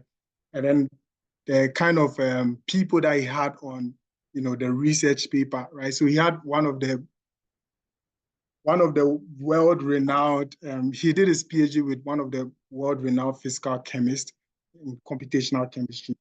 It's called Donald Triller. Like, so you need to invest time, read about them, read about the kind of research they are doing, make sure you check all their papers, if you might not be able to read all the papers, you can't, it's impossible, but at least get one or two papers that you go through to actually know what is going on. And then, right, so now, why are you exceptional, right? So you need to talk about how exceptional you are as a student, right? And how, having you in the kind of research that they have is going to contribute a lot to the kind of research that they're doing. So when you need to talk about, you need to describe the kind of value you add to their research, right? And then also you need to highlight on your skills, right? And enthusiasm for the type of research that they are doing. So your skills are very important. Do not hide your skills. In as much as you have your skills in your CV, make sure you highlight a few of them in your code emails. So they are very important. And I would like to say this also. So soft skills are very important. I know some people do not have soft skills. So please, like, soft skills are very, very important. So try to, as Stephanie said, Coursera, Udemy, all these apps are there, all these software programs are there, websites are there. Please try and, enrich yourself in certain soft skills. So certain things like Microsoft Word, PowerPoint, Excel. I mean, these are basic things that at least everybody should know. Right? So if you are coming in as a graduate student, you want to be a graduate student, and you do not have any of these skills, then I mean, you have a lot, right? So you need to enrich yourself in some of these things. And it might not be some of these basic things also, but it could be potential softwares that could help you. So certain things like ChemDraw. So for those who are chemistry and biochemistry students and even pharmacy students, you need to know how to use ChemDraw, right, to draw your molecular compounds and all that. So if you don't know how to even use ChemDraw, that's a problem, right? It's a huge problem. So you should learn some of these soft skills. So they are very important.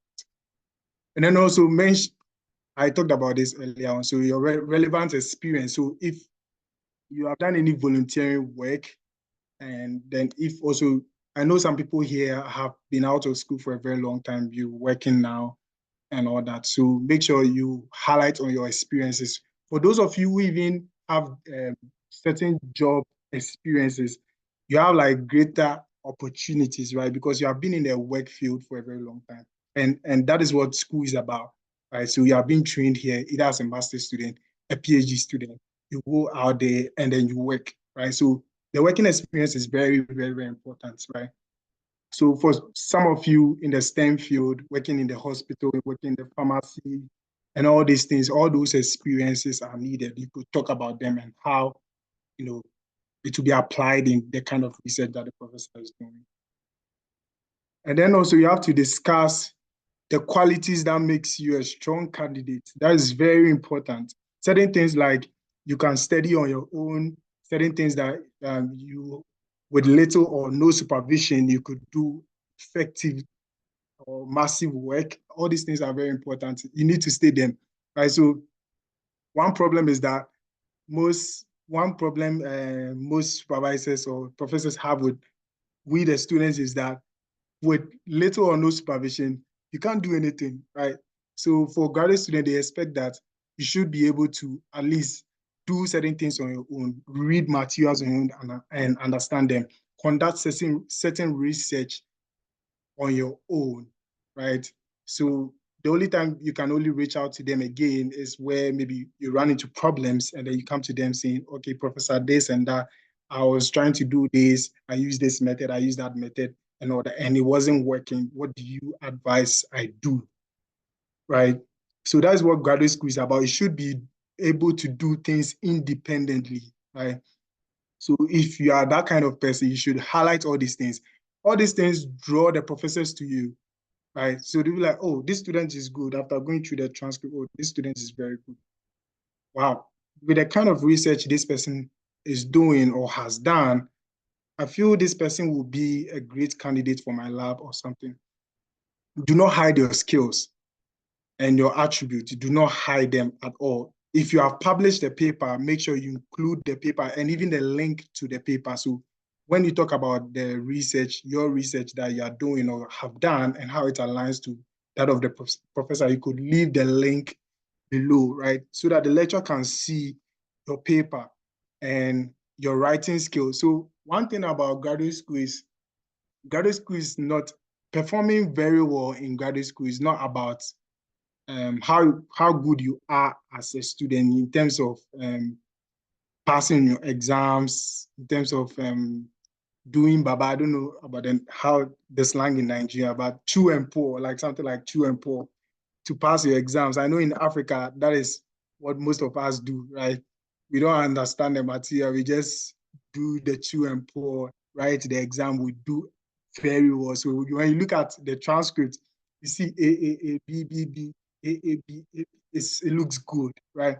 But when it comes to research, it doesn't mean that, right? So you can be an excellent student in class and your writing skills could be bad, right? You can conduct research and you don't know how to even put those research that you did into writing. And that is a huge problem when it comes to graduate school, right? So if you have a paper for a master's student, which I know at least if you do masters, you should have at least have one paper or something. Or even if you don't have, it's not a problem, right? If you don't have a paper as a master's, it's not a problem. But if you have, please do not hide it. Make sure you put a link there so that the lecturer could see your paper, read through, see your writing skills, and analyze the paper. That makes you a very great candidate for the program, right? So please, I think someone was talking about a 3.9 out of 5 GPA, right? Don't be bothered. Don't worry. Just craft your story, right? Craft your document in such a way that it will be appealing, right? To be appealing for your supervisor or the admission committee to admit you. And then also make an ask, right? So it's very important to at least ask for something in your code email. So you can talk about, can we have a Zoom? Is it possible we have a Zoom meeting for me to explain further the kind of research I'm doing and how it aligns with yours? Simple, right? So, giving room for questions or asking for like a meeting is a very effective way to, have the supervisor on board, right? So after the supervisor going through your code email, going through your CV and your document and all that, the supervisor wants to actually see for him or herself that whatever you're saying is true, right? So if you can ask for a Zoom meeting to further elaborate on what you said, that is perfect, right? That is very perfect. So because it gives you a chance to actually talk about it.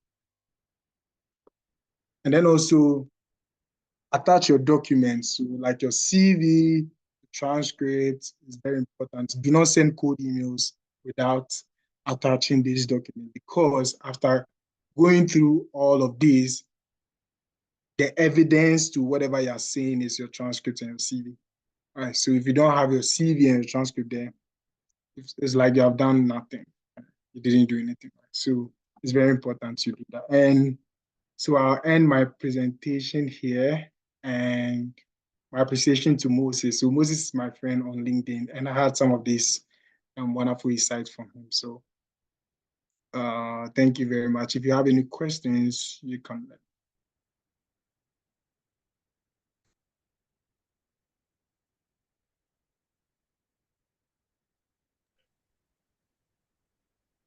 Okay. Thank you, Gideon, for that. So, guys, if you have any question for Gideon, you can raise your hand, or you can also drop the question in the chat box. I'm going to read it out. So you can start bringing your question.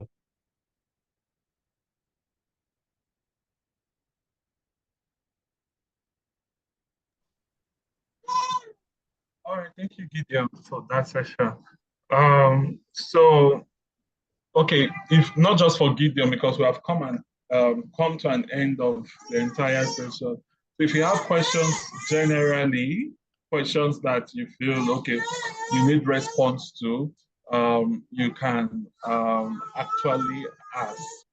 You can actually ask. Okay, so Gideon, can you stop sharing your screen? I think I just want to give like an overview of, sorry, I have a baby. Let me get him. Excuse me.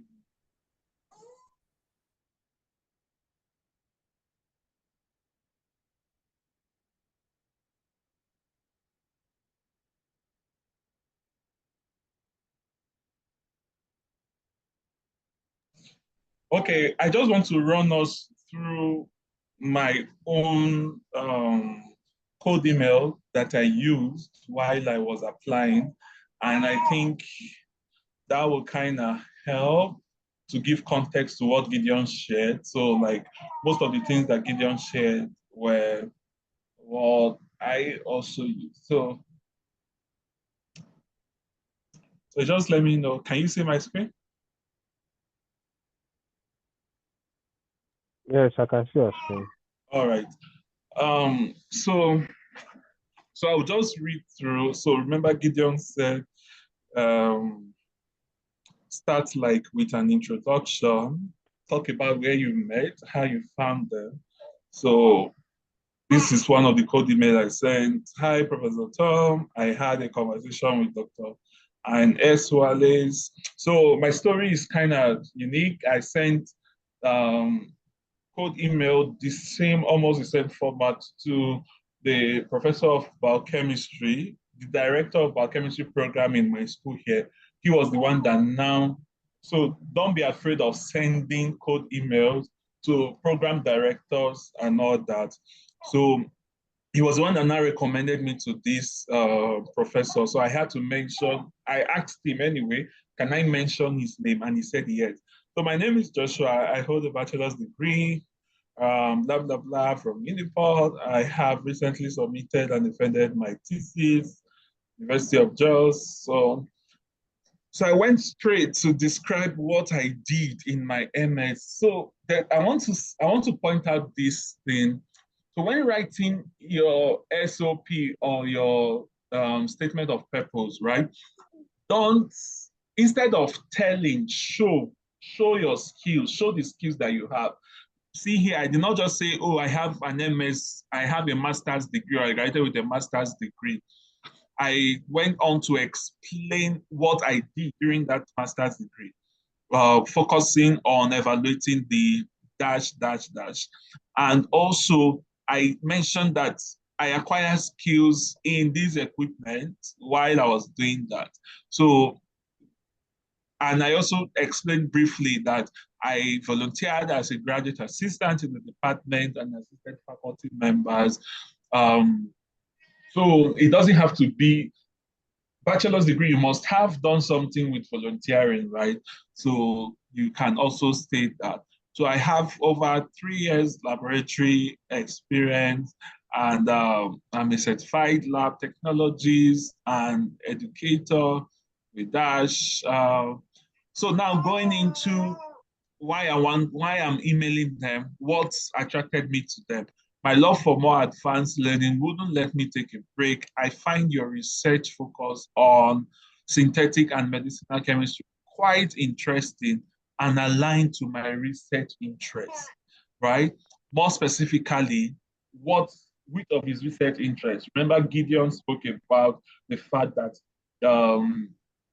you should read a journal, like either one or two papers from the professor's research work or the professor research group. So then go on to state. So as much as, so one thing we should know, you don't need to be apologetic, right? You need to show them that as much as you need them, they need you as well. You are confident that I'm confident that my investigative qualities, independence, creativity will be of benefit to them.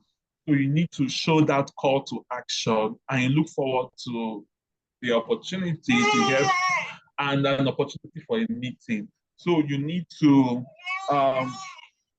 just let them know. So I went on to attach my CV. I went on to also attach my transcript, right? So those are actually quite important. And also, sorry, a sample of my SOP, if you see what Stephanie shared with us, it's practically the same way. And I didn't know Stephanie when I was applying. Stephanie had, sorry. Stephanie had a heading where she put choice of university, future plan. So what is this problem statement? Why are you interested in graduate school? You need to state that. What is your background? Because I know that I'm going to do research, I had to explain extensively my background. And if you see, I left it at just one page, right? I left it at just one page. So yeah, it's very, very easy. You just need to be precise and do a lot of practice. Make sure you have people that are reviewing your stuff for you before submitting them. Good, and that reminds me. Reminds me of the code email. So just like Joshua is saying about the SOP and all that, please, when you are sending a code email, make sure, even with the code email, you need to have a second eye. You need to have a second eye to your code email. You need to have someone read through your code email again for you. Reason being that you can't be communicating something to the supervisor, but it's not making sense to you. When you read it, it makes sense to you perfectly, right? But to the lecturer or the supervisor reading it, it wouldn't make sense in any way. So make sure you have a second eye to not only your code emails, but every document that you have, your CV, your SOP. At least make sure you have a 2 or 3 eye reading for you. I mean, they can see some errors in your essays or some errors in your documents that you're sending, and they'll correct you on that. So it's very important that you have a second eye. Yeah. So see, guys, you see code emails, they are your best bet to getting a yes easily. So I like you guys to focus on sending out code emails. Like I've said, professors break this period. This is the time they will have opportunity to read it. Also, you don't need to focus on just what you studied. If you studied, for example, I know that there are some people that studied medical lab science here. You can get into microbiology program. You can get into biochemistry program. There's a lot of funding for this, right? Based on your interest, you can get into pharmacology program. When I was applying, I wasn't applying to just chemistry department. I was applying to pharmacology. I applied to one school, I don't know, like molecular biosciences. So just look for the only thing, like we have said, have a generic template that you can easily use to tweak whatever code email or SOP that you are sending. So spread your tentacles, go far and wide. There are opportunities. There are people are looking for students, and they just want to hear your story. And your SOP has to be interesting enough. It has to give that first impression. And I think someone was asking why I like starting my SOP with question is that there's a way, it's not a cast on stone rule, right? There's a way questions, I've learned the techniques of writing. There's a way questions have a way of actually getting your reader to be interested. So each paragraph, each line in your SOP should keep your reader hungry to know the next thing. It should leave them curious. There's an approach I like using when doing any write-up, the STAR approach, STAR. STAR, S stands for situation, T stands for task, A stands for action, right? And R stands for result. So if you're writing anything, use that STAR approach. What was the situation? For example, you did a project. Why did you embark on that project? What problem did you try to solve when you embarked on that project? What was the task? What was your responsibility in that project? You are telling a story. Don't leave that story half baked. Don't leave it on the air. You need to tell it completely. What was the action you took after the task? What did you start doing? And what results did you get after embarking on that action? So those are the things, and they are just silent things that you should know as you are beginning on this journey, right? And I'd like to quickly say this. Don't be discouraged. Some professors will not even respond to your email. If they don't respond, there are plenty fishes in the river. Move to the next person, okay? Yeah, so that's what I will just close this with. All right, Gideon. Yeah, thank you very much, Joshua. So Joshua has made a very important statement here, and we need to take notice of them. Right, so code emails are very important. Right, code emails are very, very, very important. So I sent a lot of code emails. I mean, I'm sorry that I couldn't pull some of these documents to show you because of technicalities here and there. But I sent a lot of code emails, right? And after sending this code email, I mean, the supervisor I'm working with right now, after sending this code email to him, and then he said, he needs me. He told me that he needs me. He desperately needs me. When he said that, I had to cancel all my interviews, right? So for certain schools, I had to do interviews with them, right, for position in the lab, right? So I had to cancel them because I just needed that, right? So as Joshua was saying, don't put all your eggs in one basket, right? Send as much as code emails that you can send, right? Send as much as you can, like send as much as you can. And as I was saying also, for a particular school or a particular department, do not send 2 code emails at the same time to different professors, right? Send one, wait for a response. If you do not get a response, send another one. And then also the code emails that you send to professors, if they did not reply within 1 to 3 weeks, please send them a reminder.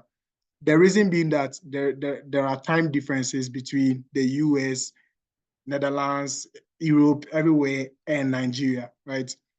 So maybe if it's 10 p.m. in Nigeria, it could be like 8 a.m. somewhere, right? So make sure, when sending the code emails, if you want to get responses, please be checking the time zone, right? So if in 10 p.m. Nigerian time, it will be 8 p.m. maybe in the US or somewhere. So if I send this code email at 8 p.m., 8 a.m. or 7 a.m., when the professor gets to the office, the first thing the professor checks is his or her email. Trust me, that's the first thing they check because they have a lot of collaborations, they do a lot of research and all that. So, they look for updates, right? So the first thing when they get to the office, the first thing they go through is their email. Now, if you send the email 10 p.m. here, let me not say 10 p.m., maybe sent around 3 p.m. when the lecturer is out of his or her office, right? And then he sends that email. When he comes to the office the next morning, there'll be a lot of emails ahead of yours. The possibility of the lecturer going through all the emails is not certain. Trust me, it's not certain. Personally, as a graduate student, I get a lot of emails. I get lots. So when I wake up and I check my emails and I just read the first 3 or 4 and that is okay. I don't have to go through all. And then I do that later on in the day. And after checking all the emails later on in the day, I see maybe Joshua's email. I'll be like, oh, Joshua sent me an email. I'll reply him later. And that's it. I forget. I can easily forget, right? So please send reminders. Reminders are not bad, but don't send reminders often, right? If you don't get a response between 1 to 3 weeks, you can send you can follow up. Let me see. You can just follow up again on the email, right? So send out as much as you can. So code emails are very important, right? They are very important because if you get a yes from a professor, that gives you the go ahead to apply to the program. Sometimes you might not, when you go through the admission requirements for a master's or a PhD, maybe you might not qualify for everything, especially maybe your transcripts. But if you get a yes from your supervisor, you can still go ahead to apply. Maybe having interviews with the lecturer, having a discussion with the lecturer will give you a spot. Maybe the lecturer can say, oh, I see you're a very good candidate and this and this and that. The lecturer might not be on the admissions committee, so he or she is not, accountable to whether they admit you or not. But it can save you, right? Yesterday, Dr. Gary said that certain professors can email her saying that, oh, we want this student on my research team or something. Is there anything you can do? So maybe you might not even read the 3.0, maybe a 2.95, 2.99 or something, right? She said that, they can discuss that with the graduate school and see if they are able to access such a student, right? So keep giving your shot at code emails, right? Keep giving your shot. And a quick testimony is that for this University of Nevada, Reno, for this professor I'm working with, when I code emailed, he was so excited, like he wanted to have more discussion with me and like blah, blah, blah, and all that. Right? So after talking for a while, he was just like, okay, quickly send me your application. I'll pay the application fee for you. Simple. All right. So it saved me the stress of having to tell my auntie to pay for me or having to tell some friends to pay for me and all that, right? So please, to save your friends and your relatives and all that in abroad and all that, please send code emails, right? So that you don't waste money. And it's very true. A lot of people here, you can ask Joshua, they waste money on application fee and you don't get admission, right? You can be a perfect candidate, your transcript can be good and all that. A lot of things go into getting an admission. Right. So please. Yeah, and thank you, Gideon, for that. And I want to say that so schools delight in actually rejecting students' application because it has a way of increasing their is it their ranking or something? Yeah. So it has a way of increasing their ranking. So imagine like the number of students they reject, right, has a way of increasing their profile. So it will look like, oh, this is a sought after school. So students will want to like apply for it very well. So you need to be strategic. I told myself, I'm not going to, I was angry with the fact that they are asking me to write English test when I studied in English and all that. And I was like, I'm not going to write GRE. Any school I'm applying to that need application, I'm not going to apply to any school that need money.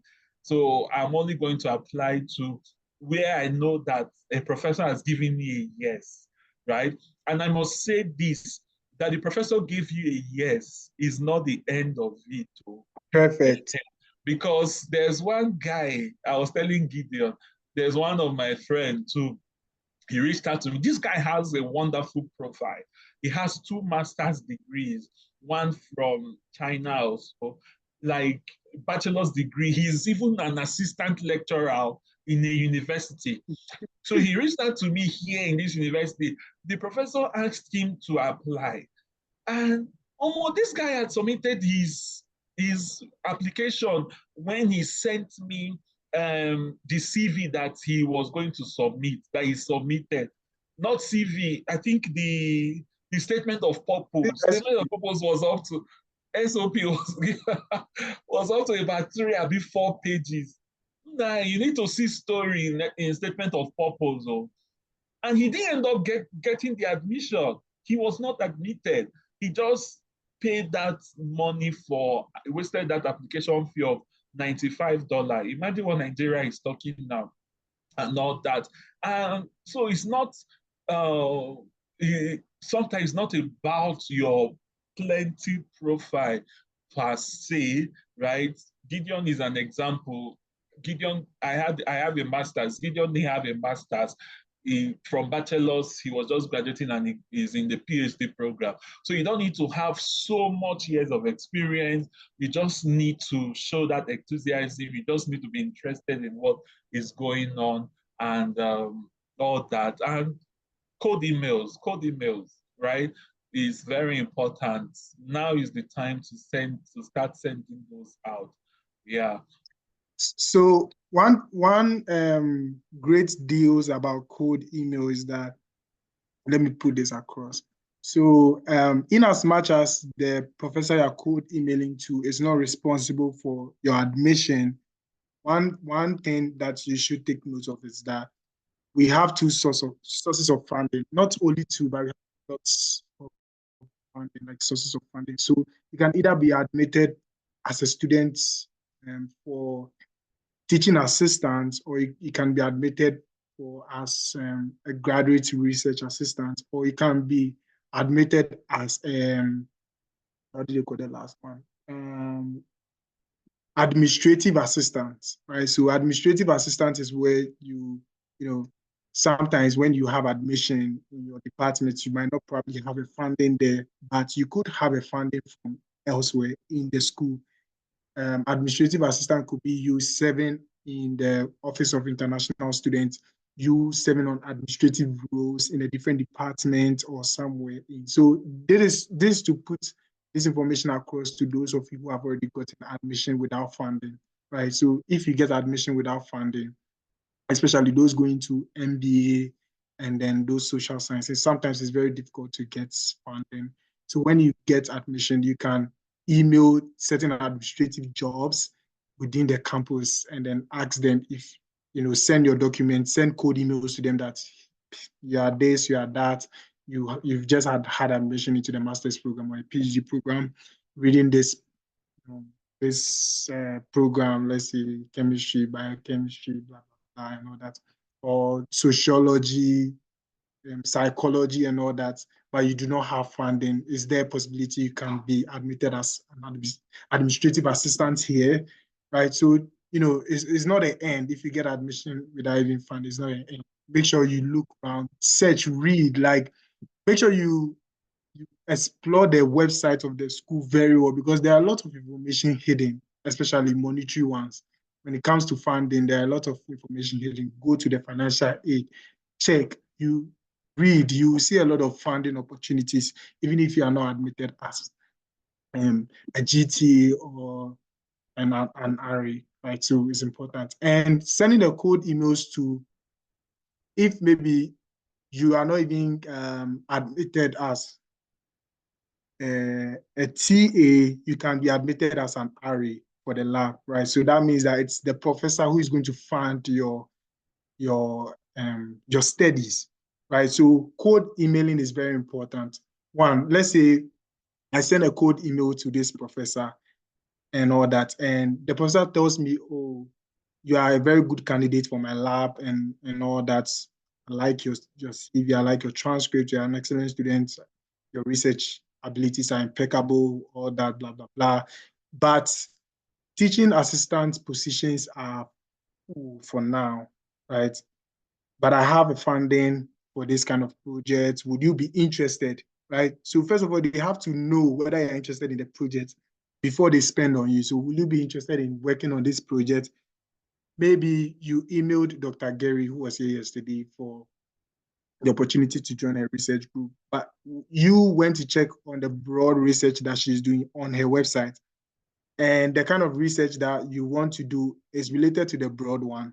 But currently in the lab, she has funding for this kind of project, like maybe a polymer project or something, which is not essentially related to the broad aspect of what she's doing. She can ask you, right? Spots for TAs are full, right? Funding for TAs are limited, but I have funding for this kind of research, ongoing research. Would you, be able to work on this, or do you like to work on this? And that is it for you. I mean, when you have full funding and all that, getting your visa is simple, right? So code emails, all the documents Joshua and Stephanie talked about are very important. And trust me, your SOP, as Joshua said, the guy had all the qualification in the world, 2 masters. I mean, who does that? 2 master's degree, assistant lecturer, like it's so impeccable, right? But if you do not take your time to draft your CV, take your time to draft your SOP and all that, it will disqualify you, I tell you. If you have the best CV, a 4.0 GPA, it's not a guarantee to get. The last time I was reading something about Harvard, and it was about one of the chairs of the admission committee, and she was saying that if you have a 4.0, doesn't mean that you can be admitted to Harvard, right? You have to prove to them everybody can get a 4.0. And aside that, your 4.0 is not even trusted, right? It's not really trusted. So you need to show, right? Aside your 4.0, what do you have? Graduate school is all about research. It's all about research. It's all about writing. What do you have? What can you show? So you need to be able to go beyond your achievement. You are the best student. You do this. You need to go above whatever you have. You need to the best word is you need to brand yourself. Good. Branding is very important. Like our social media people do, they brand themselves, and when you go into their personal lives, you realize they are nothing, right? So branding is very important. How you put yourself out there, sell yourself, like craft yourself very well. Forget about whatever you have is good, right? That's why you want to go for graduate school and all that. But brand it. Make sure you stand out. Whatever you have, let it stand out, so that when somebody picks it, okay, this person is perfect for whatever role you have. Yeah, thank you so much, Gideon. That is important. All right, guys, so we are done. We're rounding up. I just want to say these final words. Don't limit yourself, right? It must not be what you did in bachelor's degree. So Richard, so explore, you can explore, you have a PD in education, you can explore programs in education as well.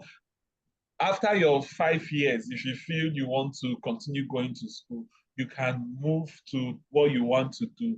Or some people even get here and after first year, they transfer to another university, right? The most important thing is just try to get an entrance into America. So you can explore programs in education since you have experience working in the education sector. If you have leadership experience, at a point I was thinking, okay, can I just start even applying for PhD in education, leadership, or curriculum, since I was already working in that line and I have ample experience? So don't put yourself to the box, right? So when you get here, you can even move if I want to move from the current university I am now, I can do that to another university, right? So if I'm not comfortable, so yeah, so you can explore. And I want to say that you must not join the research group of the professor you emailed to, okay? So you must not join their research group at the end of the day, right? It's not must. So when you come here, so because you get to speak with graduate students, you don't want to join a toxic lab. So yeah, this one we are all excited when we are sending code emails. So you don't know if it is a professor that there are some professors that frustrate their students. So when you come here, you will ask questions. The beautiful thing is that in America, you can actually say, I don't like this professor and I cannot work with this professor. You want to go, there will be another professor that will accept you. So the most important thing is for you to get in, okay? But that comes with a caution. That comes Yeah, with it a comes with precaution. So, but I'm just saying, ask questions. You need to so don't feel like you are obliged. The professor I emailed, I'm not in his group presently. So you should know that, right? So I'm not in his group presently. So yeah, you need to be cautious. But we don't know people, these people, we don't know them from Adam. You don't want to join a research group that you'll be frustrated completing your program, because graduate school is stressful. So that completing your program will now be a stress, right? So yeah, so even when you get admitted and accepted, please look for their students and ask them questions. How is their lab? How is their, so it's better, because some people have actually, there's somebody that committed suicide actually because of the kind of graduates or the kind of research group that he joined, right? I think that was at Purdue. Did you guys hear that story? Purdue Yeah, I University. think I heard. Yeah, doctoral student. Yeah, I heard that story last year. Somebody committed suicide because he was being frustrated in his research group, right? Imagine A more nobody. a more relatable story is, I know someone personally, a PhD student in Michigan Technological University.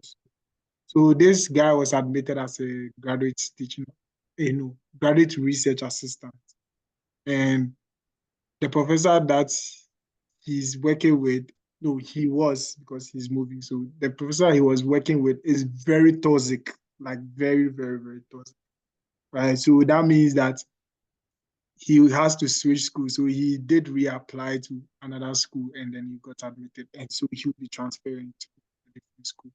Right. So, you know, before you, before you jump on to accept a lecturer's request, let's say after sending the code email, the lecturer says, I want to admit you, but maybe I want to admit you as a GRA research assistant on this kind of project and all that. Please make sure you have spoken to some of their students. You can check them out. When you check their papers, you see collaborators, the students in their research lab from their website and all that. Email them, talk to them.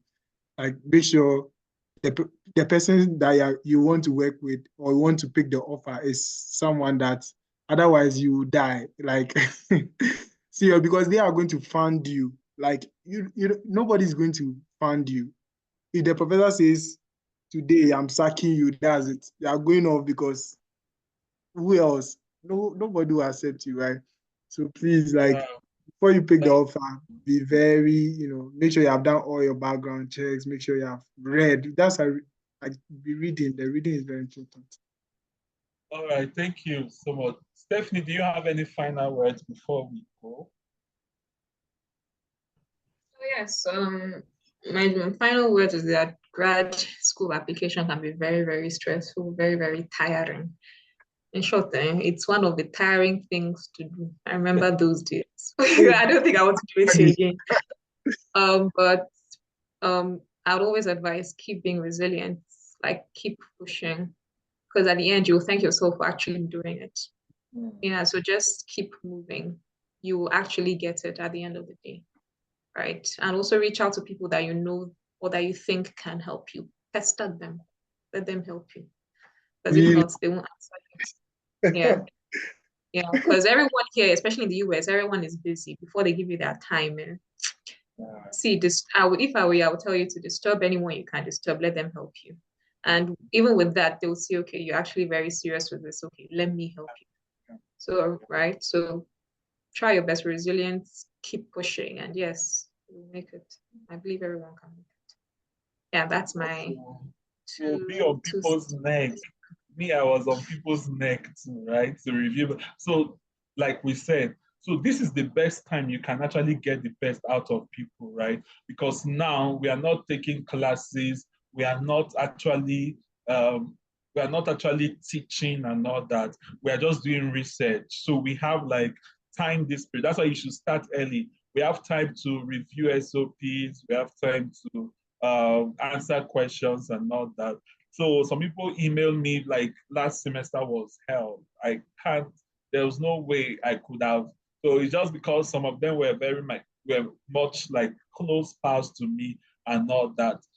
That's why I responded. So please, it's very, very important. You you seek help from people and show that you need help. Don't like be like, oh, give them time, right? Go back again. Oh, I know that you are busy, but I will appreciate. Sometimes I've had to stay awake in the night to review things for people. So there's a question here. Temitokbe is saying that his bachelor degree is in biology education, master's is in environmental toxicology and pollution, and major experience is in banking as a marketer slash relationship manager. What do you advise I can study? It has been a big issue for me. So I think, yeah, so this is like a lot, but what is your interest actually? So you need to begin from what you are interested in, right? If you have masters in environmental toxicology and pollution, what kind of research did you do during your master's degree, right? So that can form like someone that have a master's. How long? I don't know how long ago you finish your master's degree, but that can be like a platform for you to make a case. Okay, so that can be a platform for you to make a case that you have experience. So if you look at my SOP, I didn't really talk about what I was doing as at the time I applied. I was working in the education sector. I was working as an instructional design manager, and I was applying for a PhD in chemistry. So I didn't talk about it. What I focused on was my master's degree, the result, the skills I acquired. That was the story that I told, right? So you don't need to talk about that. So if you feel you have like tangible results and you learned, you must have gotten quite a lot of skills when you did that environmental toxicology program, right? So you should dwell on that during your when you are writing your SOP, if that is the area you want to go. If it's in the education sector, then you can leverage on your leadership qualities. So you can apply for education leadership, higher education. You can, as someone in banking and marketing. So there are some transferable skills you have learned from your work. So you can talk about those skills and relate them to how maybe you work with data in the banking sector and all that. How, because education is about collecting data, analyzing data and all that. What other skills do you have? Like Stephanie also said, take courses on Coursera. If you want to go into the toxicology line, take courses on Coursera that deals with environmental toxicology, pollution, right? With environmental toxicology and pollution, you can get into a lot of program. There are programs you can get to in Department of Environmental Sciences. Like there's a lot of funding in that area. Even environmental chemistry, environmental biology, like environmental health, sometimes even public health, right? So you just need to know what you're interested in and align to that. Yeah, you finish your master's in 2021. Okay, so yeah, so it's not so long.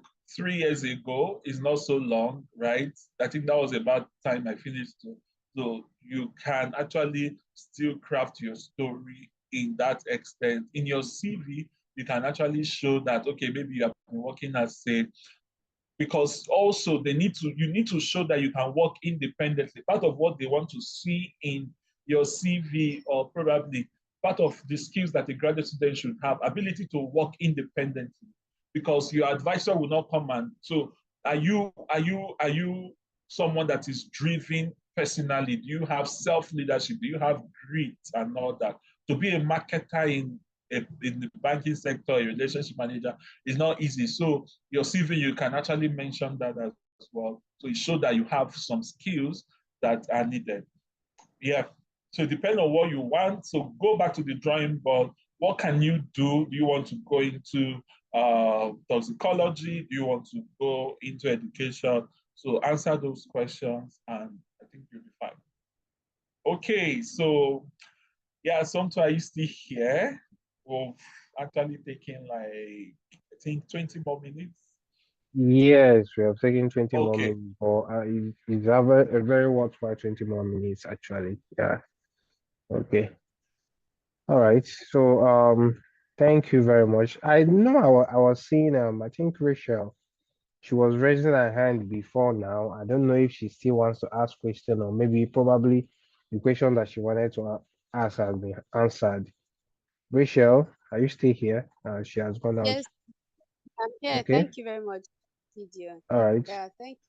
Yeah, the my question has been answered actually. I wanted to ask about code emails and when we can be, how soon we can begin to send out code emails. So, um, um, Dr. Chukwu has Are you guys hearing her? already. I can't hear Rachel.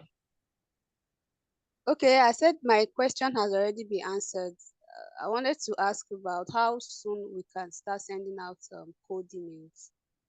Yeah, so you already said that we can start like immediately. Yeah, thank you very much. So this is the best time. Most school will start application from August, September to December.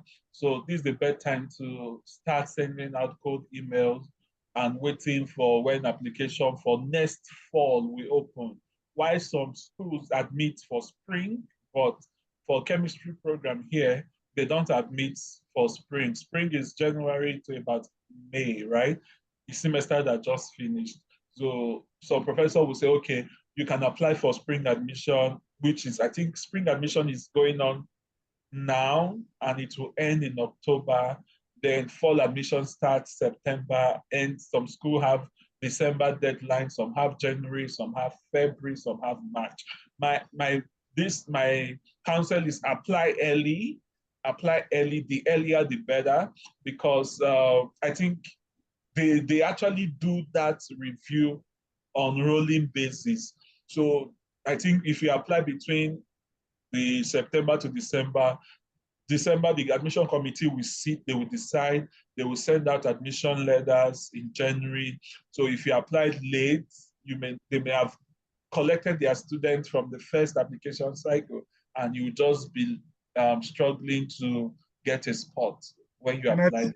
I think when you're applying, I think when you're applying, we have different kinds of deadlines, right? So make sure you check the deadlines. We have priority deadline. So mostly for priority deadline, the student who apply before the priority deadline are considered for funding, right? And then if there is a lot of funding, then those who applied afterwards can get the funding. But if there is there are less funding, those who applied before, if they get the admission, they will get the funding. But those who applied afterwards, if you get the admission, you will not get the funding. So be checking the deadlines. Make sure like you keep track of the deadlines when you're. All right, I think that's all. Anything else? Okay, I think we have actually answered all the questions. I saw a new message. Let me see if it's your question. Okay, Richard is just thanking us. All right. Okay, thank you, Richard, for your message. Okay, thank you, everybody. Thank you for your time today. I'm sure that we got real value for our time, and I'm also sure that we are going to start sending out cold email.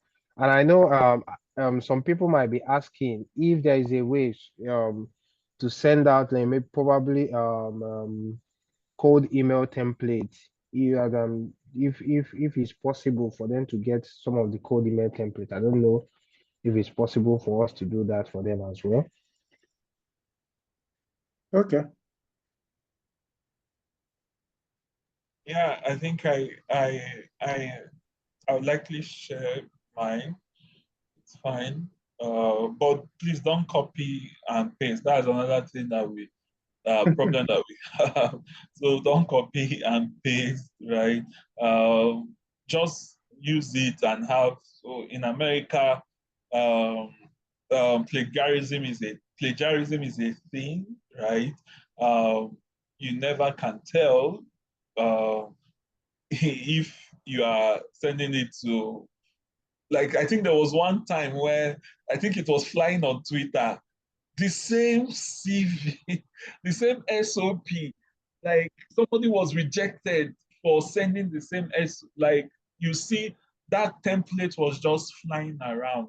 So I please think don't it do that. was University of Seattle or something.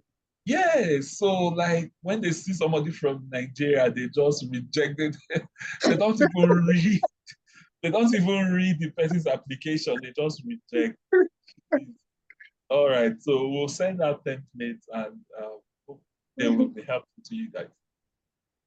Okay, the template, guys, is basically for reference purposes. It's just like Joshua said. It's not for you to copy, but it's just more like a guideline for you to see, okay, this is what they have done, and you also use it to come up with your own. All right, don't copy. All right. So thank you everybody. Thank you for your time. Josh, I don't know when I know we are going to do more of this in future time. Probably it might not be about scholarship, it might be about another skill or something that is very relevant for students and for the youth as well. So just keep a dial and be watching out on our channels or both on our Facebook platforms.